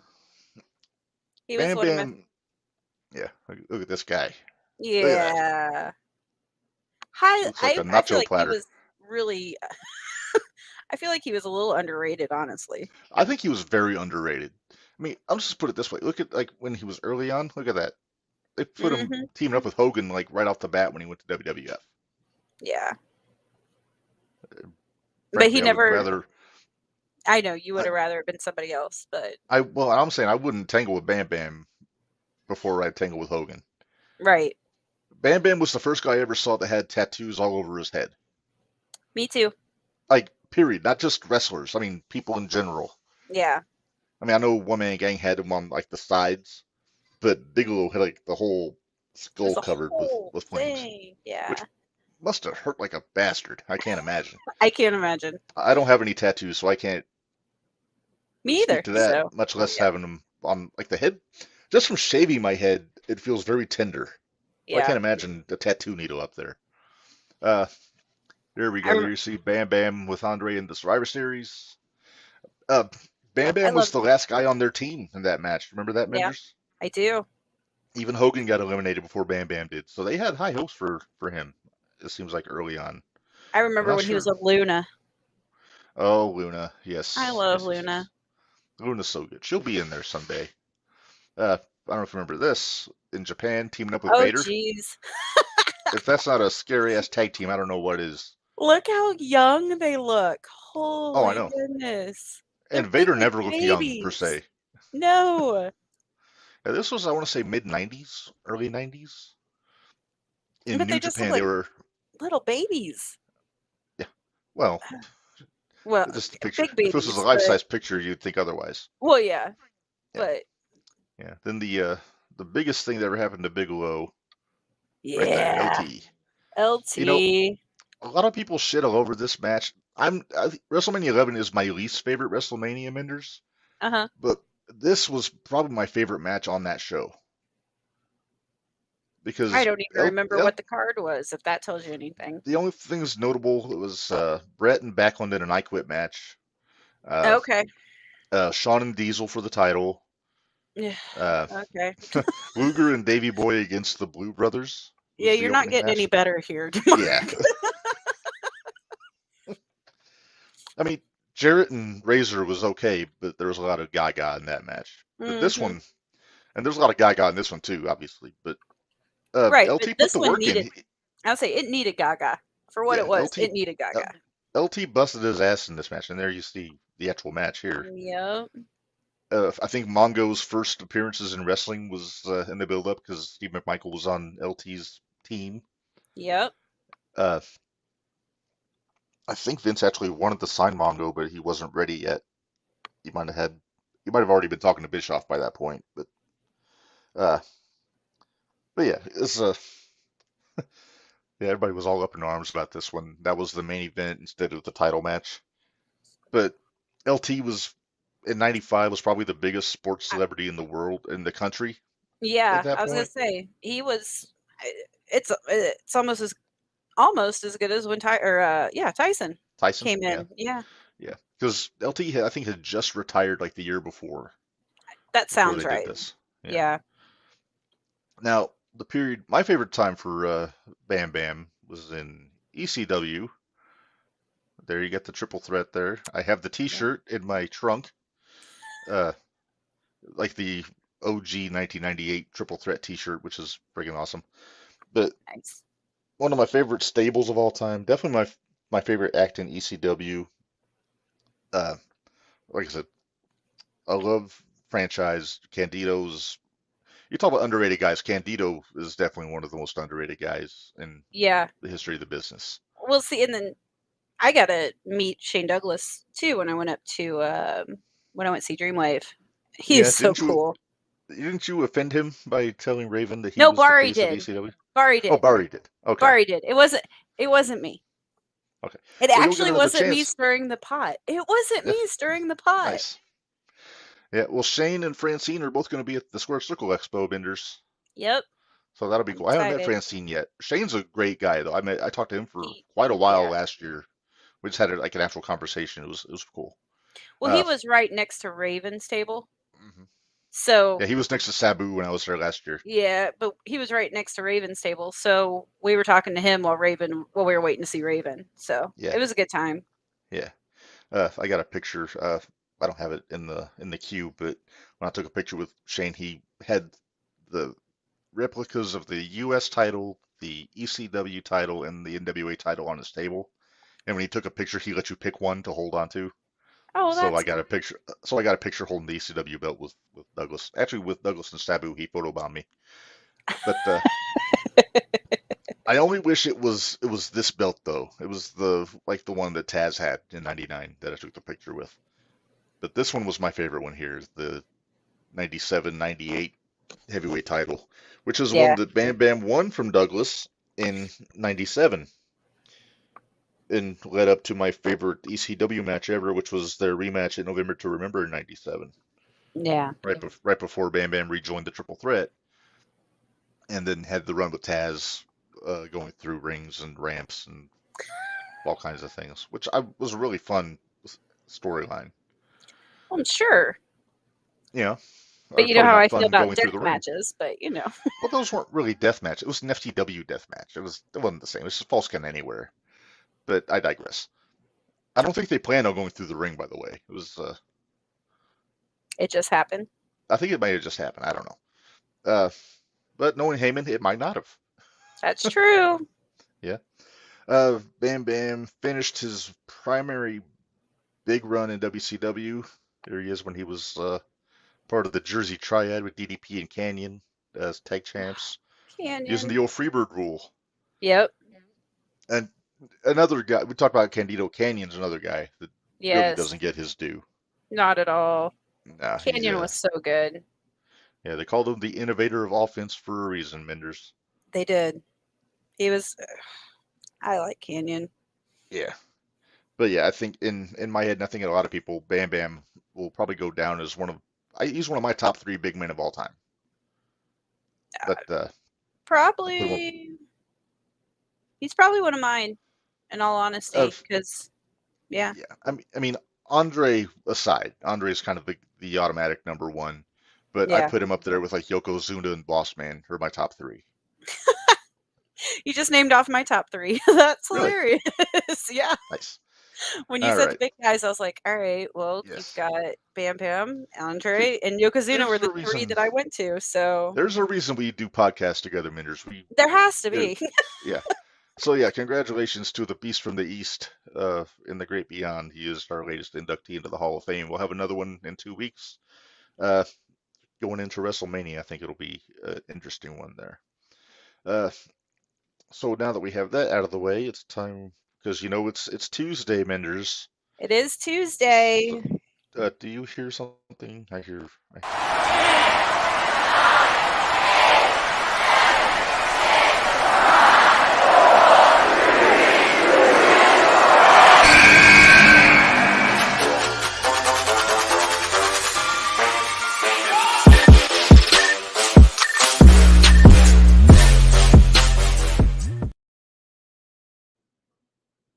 Am I nuts, or does that sound like Devontae Knox's entrance music a little bit? A little bit.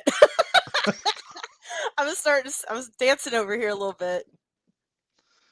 All right, so it is time for Top 10 Tuesday, and I kind of gave you the Iggy on this one, Minderz, because I figured you'd have some thoughts. So our topic this week, worst heel turns. Yeah, I'm interested to see where you go with this, because I haven't told you any of the ones that I came up with. So I'm interested to see how much we're in sync with each other. Yeah. This will be interesting. There's been a lot of great heel turns back in the day, Minderz, but there have been some great real ones. doozies. But there's been some terrible ones. Yeah. All right, so we'll start with number 10 here, going to TNA in 2010. Sting. This was right at the start of the Hogan-Bischoff regime, and they decided to make Sting a heel for no real reason. They wanted to make him a heel to make him a heel. That was it. Yeah, but he had about, I don't know, that's a year run as a heel, I think.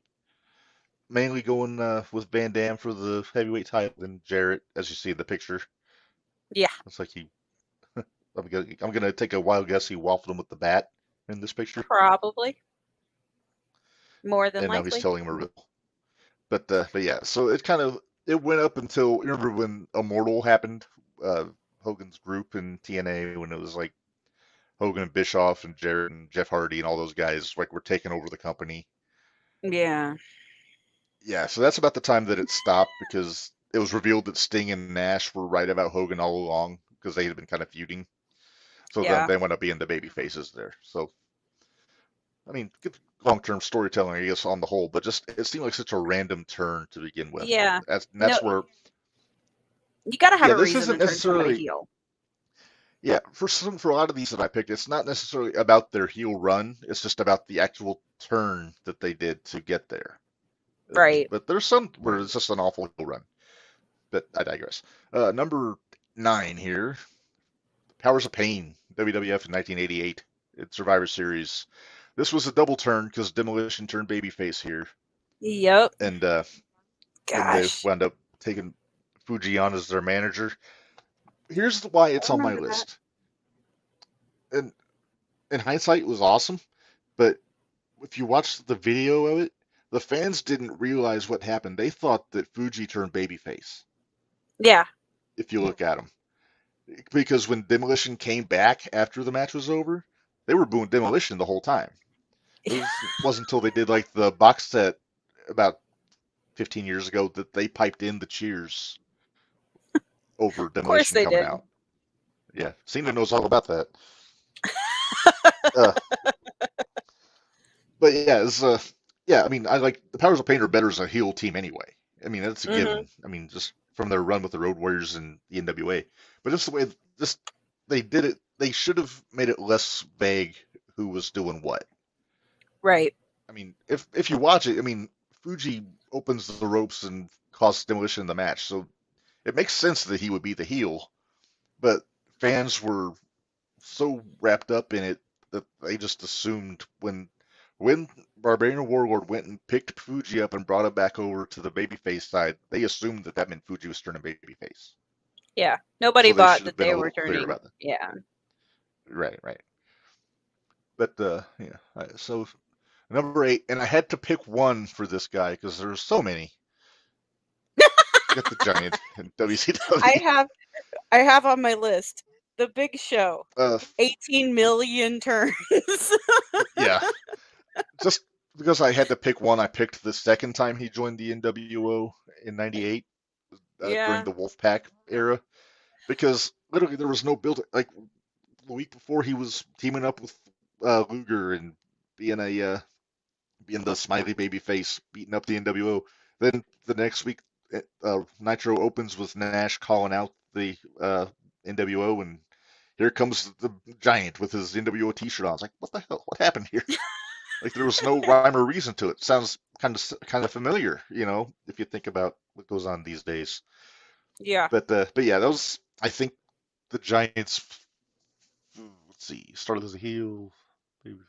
His first actual heel turn, but his second run as a heel in WCW. Right. Yeah, because he Then started Vince as a got him, heel. and yeah, he started as a heel. And He then started as Andre's son. Remember? I would say, well, and then Vince got a hold of him, and he became a revolving door. But it is what it is. It is what it is. All right, number 10, 9, 8. Number 7.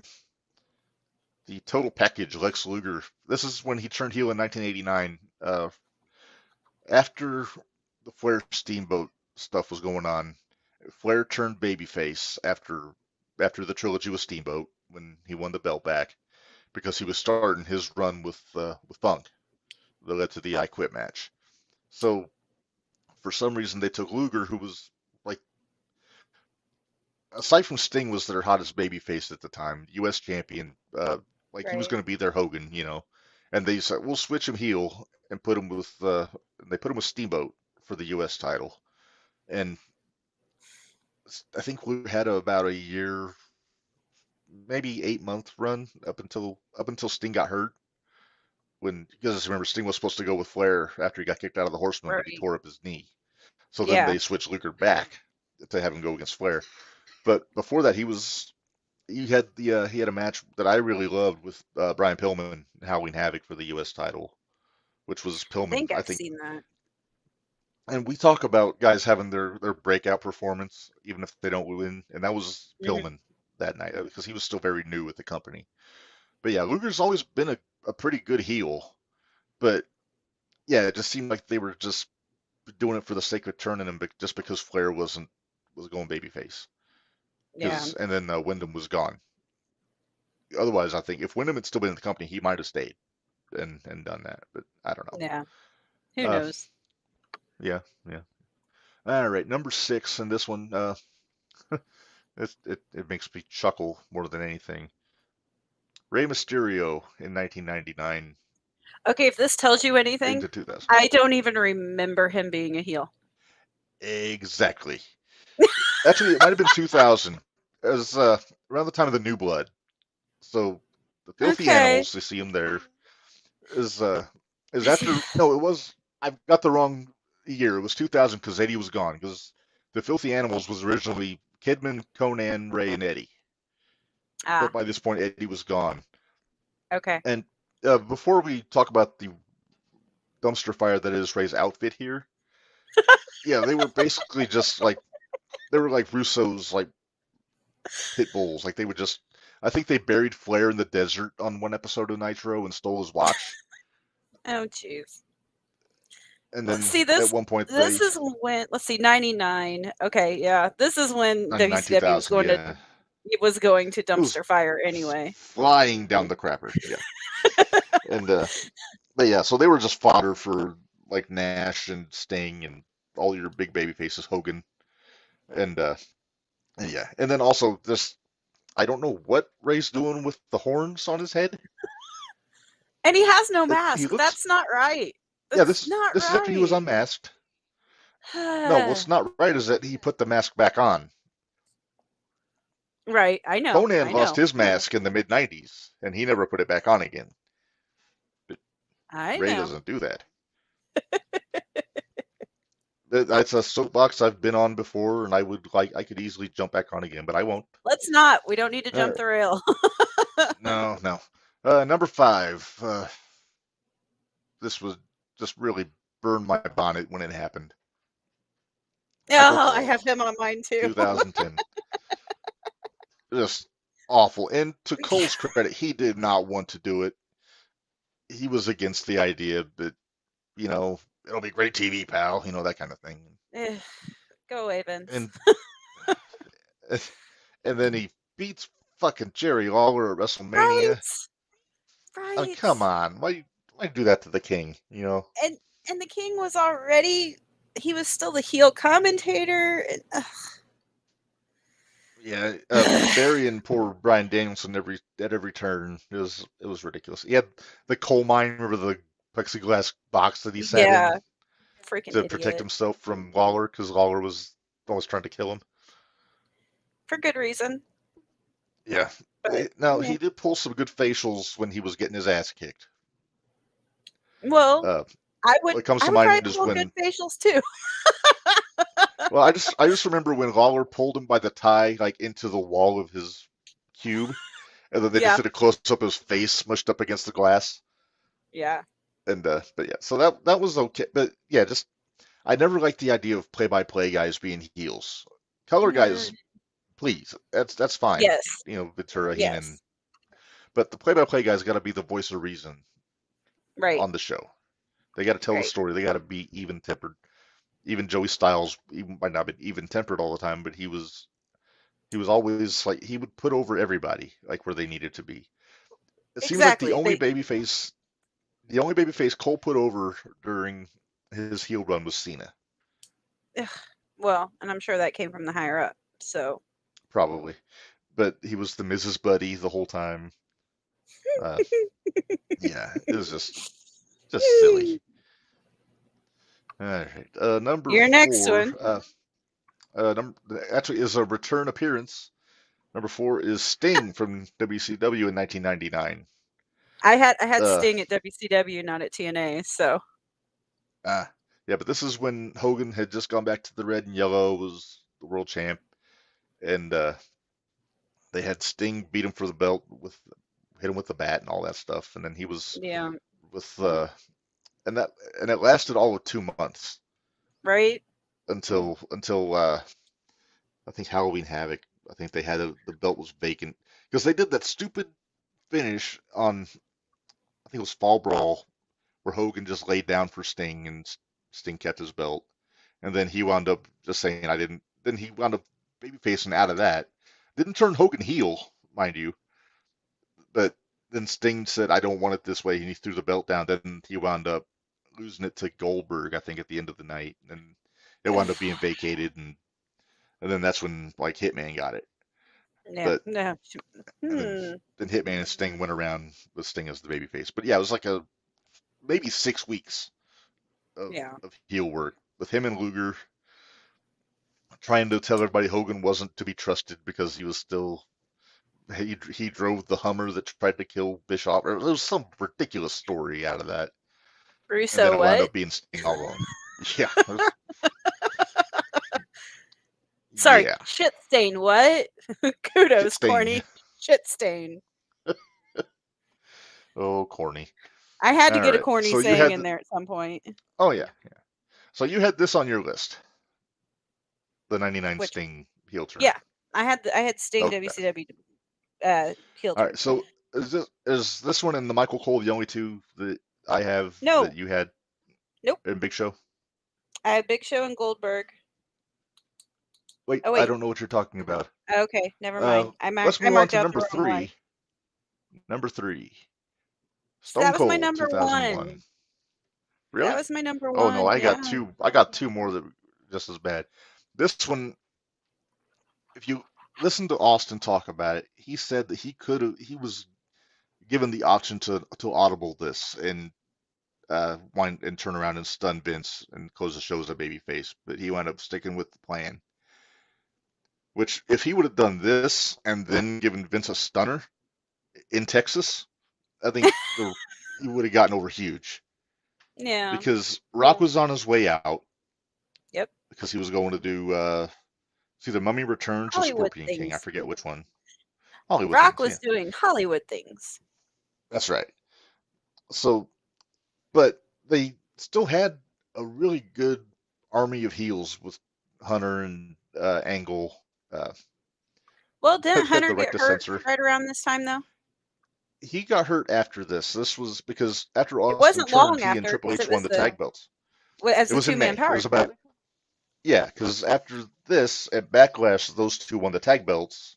Okay. And they had all the belts, and then the month later, Triple H tore his quad, lost the IC belt. Yeah. Yep. And but then I knew it was they right did the around that whole time. alliance. Austin actually had a really good face turn during this, right before the Invasion pay-per-view. Remember when he went to the pool hall and then had to come back during the big brawl on the last Raw before Invasion, and he came back and it was like the old Stone Cold Jim Ross was losing his shit, and then 6 days later turned heel again and joined the alliance. And it was just ridiculous. Mm-hmm. Yeah, so I never got behind Steve as a heel. He's a natural. He didn't change anything really about what he did. No. But it was who he just aligned beating himself up the wrong with. Guys. Yep. Yeah, he was aligned himself with Stephanie and Shane and Heyman and. Yep, it was who he aligned himself with. I still think I wish the alliance would have not happened. It would have just been WCW and then ECW had their own group. Yeah. In that Invasion thing, it would have made. But I'm not the booker. But I'm not sure that there. Okay, I know that there was a lot of stars in ECW. I get that, but I don't think there was enough nationally known stars to make that work. No. It would have been like if they would have done it now with Ring of Honor guys. Like there'd be the indie darlings that the indie fans remembered, but yeah. So I'm with you on that. All right, number 2. This one, I almost had this at number 1, Minderz. Okay. Dusty Rhodes when he joined the NWO in '98. Yeah, I didn't put it on there. I didn't. I don't have that one. Now I get the story. Dusty broke Scott Hall in at the start of his career and everything, but I had never seen, and this is before I had really seen any of Dusty's stuff in the AWA, so I'd never seen him as a heel. This was really weird to me. He was a great heel because he teamed up with Dick Murdoch as the Outlaws, and they were like ass-kicking heels in the 70s. Right. And then when he went to Florida, he became the American Dream and super babyface, and that's what he was for the whole time that I had been watching him. Right. And yeah, he didn't look like he fit with the NWO. He's kind of the same thing I thought about Kurt Hennig. Right. who I Although I'd almost put seen, on this list for when he turned on the Horseman. well, yeah, but I've seen Kurt as a heel though. That's the difference. Yeah. Plus, I wanted Kurt to be in the Horseman. Well, I could understand that. Yeah, because I mean I love the NWO, but I'm a Horseman guy. Hmm. Yeah. But yeah, that was Definitely. it's kind of like a. I think that was an instance of Bischoff throwing stuff at the wall, seeing what stuck, and that unfortunately did not stick. Well, that was, well, and again, that's at that time when things were switching in WCW a lot. That was pre-shit stain though. Yeah, I know it was pre-shit That was stain, but it 98. was still, Yeah. still. Yeah. Because I think the heel run for Dusty lasted maybe 6 months. Yeah. Because by the time Flair beat Bischoff to become president, which is an insane quote to say, Dusty was celebrating with the WCW guys again, and nobody said anything. Nobody had mentioned it. So Yeah. I don't know. It's just all right. It's time for my number one. Okay, Same deal. my bad. Russo. Classic Russo. You know. I think Russo wanted his Hollywood Hogan moment. Yeah. And Yeah. can we talk about Eric Bischoff's gray hair? It looks terrible. It looked awful. It was so bad. Yeah. Oh, yeah. That whole Yeah, situation. Goldberg. Yeah, he basically was beaten up. And the same deal. It didn't last very long Right. before they switched him back. But Yeah. the crowd just shit all over it when it happened. And Okay. yeah, Yeah. Mhm. Yeah. I've got 3 honorable mentions okay, that I think need to be mentioned honorably. honorably. Rikishi. Oh, the running over Austin. They're running over Stuff? Austin. Yep, because Okay. what was the freaking point? And then I'm showing my age. So, and I know we didn't have a whole lot of, but you think 80s, early 90s, you had all the valets. Mm-hmm. The worst heel turn for me was when Dusty's Sapphire turned and went and joined $1 Million Man. Yeah, that was bad. That was real bad. That wasn't even. I don't know if I call that a heel turn. That was just Ted DiBiase taking advantage of a sweet old lady. I get it, but you said heel turn, But- and she went from being a But good no, I'll allow it. Face to I'll heel. agree with it. And then one more, and it's Jeff Hardy in TNA. Yes. The aforementioned Immortal storyline. Yeah, when he was just basically a knockoff of Raven. Mm-hmm. That belt was atrocious. That his version of the world title. It looked like the Divas title. It was purple and had the. It was awful. I am not a Jeff Hardy fan. You know that. I've made that pretty clear on this show. So yeah, it's like no. I'm not even a big Sting fan, and I got to see him win the title from him. I'm not a big Sting fan, and I think a lot of that though is because I was a WWE girl. So, well, WWF growing up, but yeah, because I'm a Horseman guy. Right. So your Horseman's WCW natural NWA. nemesis was Sting. Right. Exactly. And I mean, I had a couple others that you never thought were going to turn. I mean, I even had like Sergeant Slaughter on my list. Oh, yes. When he joined Iranian, when the whole Desert Storm was going on. Yeah. Now he was already a heel when that happened, but that's what big pushed turn was it when more, he turned Iraqi sympathizer. Yeah. Yes. But and that's a good one. Random Tatanka. I even had JR when JR turned heel. Oh, that was bad. That was terrible. I'll throw another. What was the other one? I had another one. Damn it. Oh, I had Brutus the Barber too. I'll tell you one I've got that I forgot all about. I literally didn't think of it until just now. Jim Duggan in WCW when he joined Team Canada. Shaved his beard off and cut his hair. Can you Is it see on what's there? on the very top? At the very top? Hacksaw, I see. Oh, wait, no, I gotta disagree with the Road Warriors though. The When they Road took Warriors? Dusty's eye. No. That wasn't not that point. It was when they were trying to make the Road Warriors heel, and the crowd wouldn't let them. They were just basically beating up the wrong people. When was this? Wait. WWF? Late. Yeah, it was WWF, and they were trying. I'll have to look it up for you. Was it when they had draws?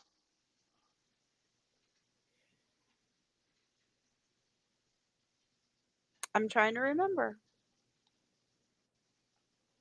Well, it's like you said, Maybe. there's plenty of choices for bad heel turns. Right. Well, in any But that's heel just- turn that happens and the crowd won't let it happen, it goes back to your 10 Commandments. Mhm. See? Goes back to your 10 Commandments. If somebody wants to be heel, I let got them be heel. But we know that doesn't always work. No. Like the fans wanted Roman to be heel for years, but Vince waited until like 2 years ago to finally pull the trigger on it, and now he's doing the best Right. work of his career. Right? Why did listen to your fans once in a while, people? Yeah. We all saw it. Yeah. Oh yeah. I still wonder what would happen if they would have ever turned Cena heel. It still aggravates me about the whole reasoning why behind on that one. Mm-hmm. I get that they wanted to do it for all the little kids or whatever, but hey, guess what? Yeah, Who buys the it's all merch? merchandise. It's Okay, the way, but who it's the buys the Make-A-Wish. merch?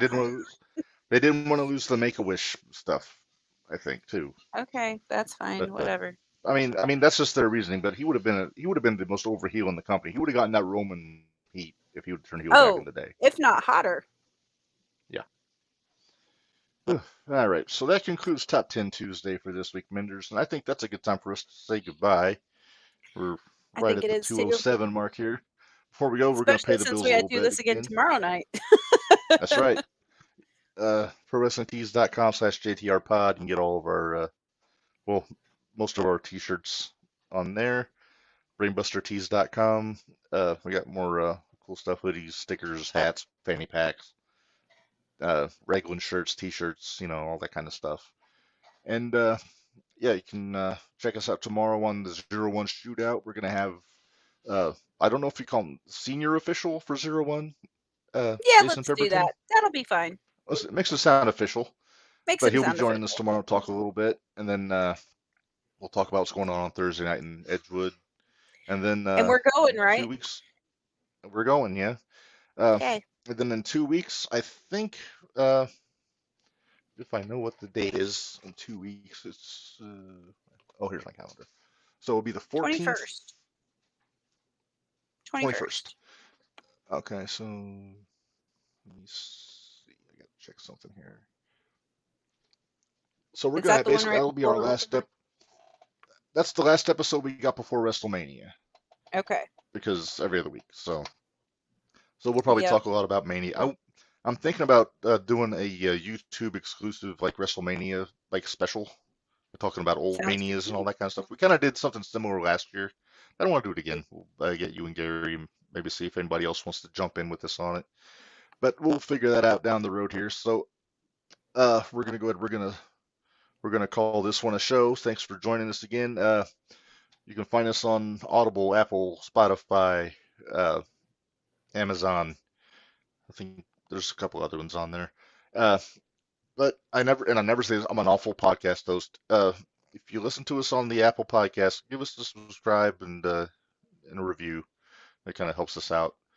And yeah, so do that. And then until 2 weeks, for the departed Gary, who he'll be back with us in 2 weeks. He had to cut out early, so good thoughts to him. And for Minderz, this is Redmond. Reminding you all, life is hard, work stiff, and follow my 10 commandments. See you later.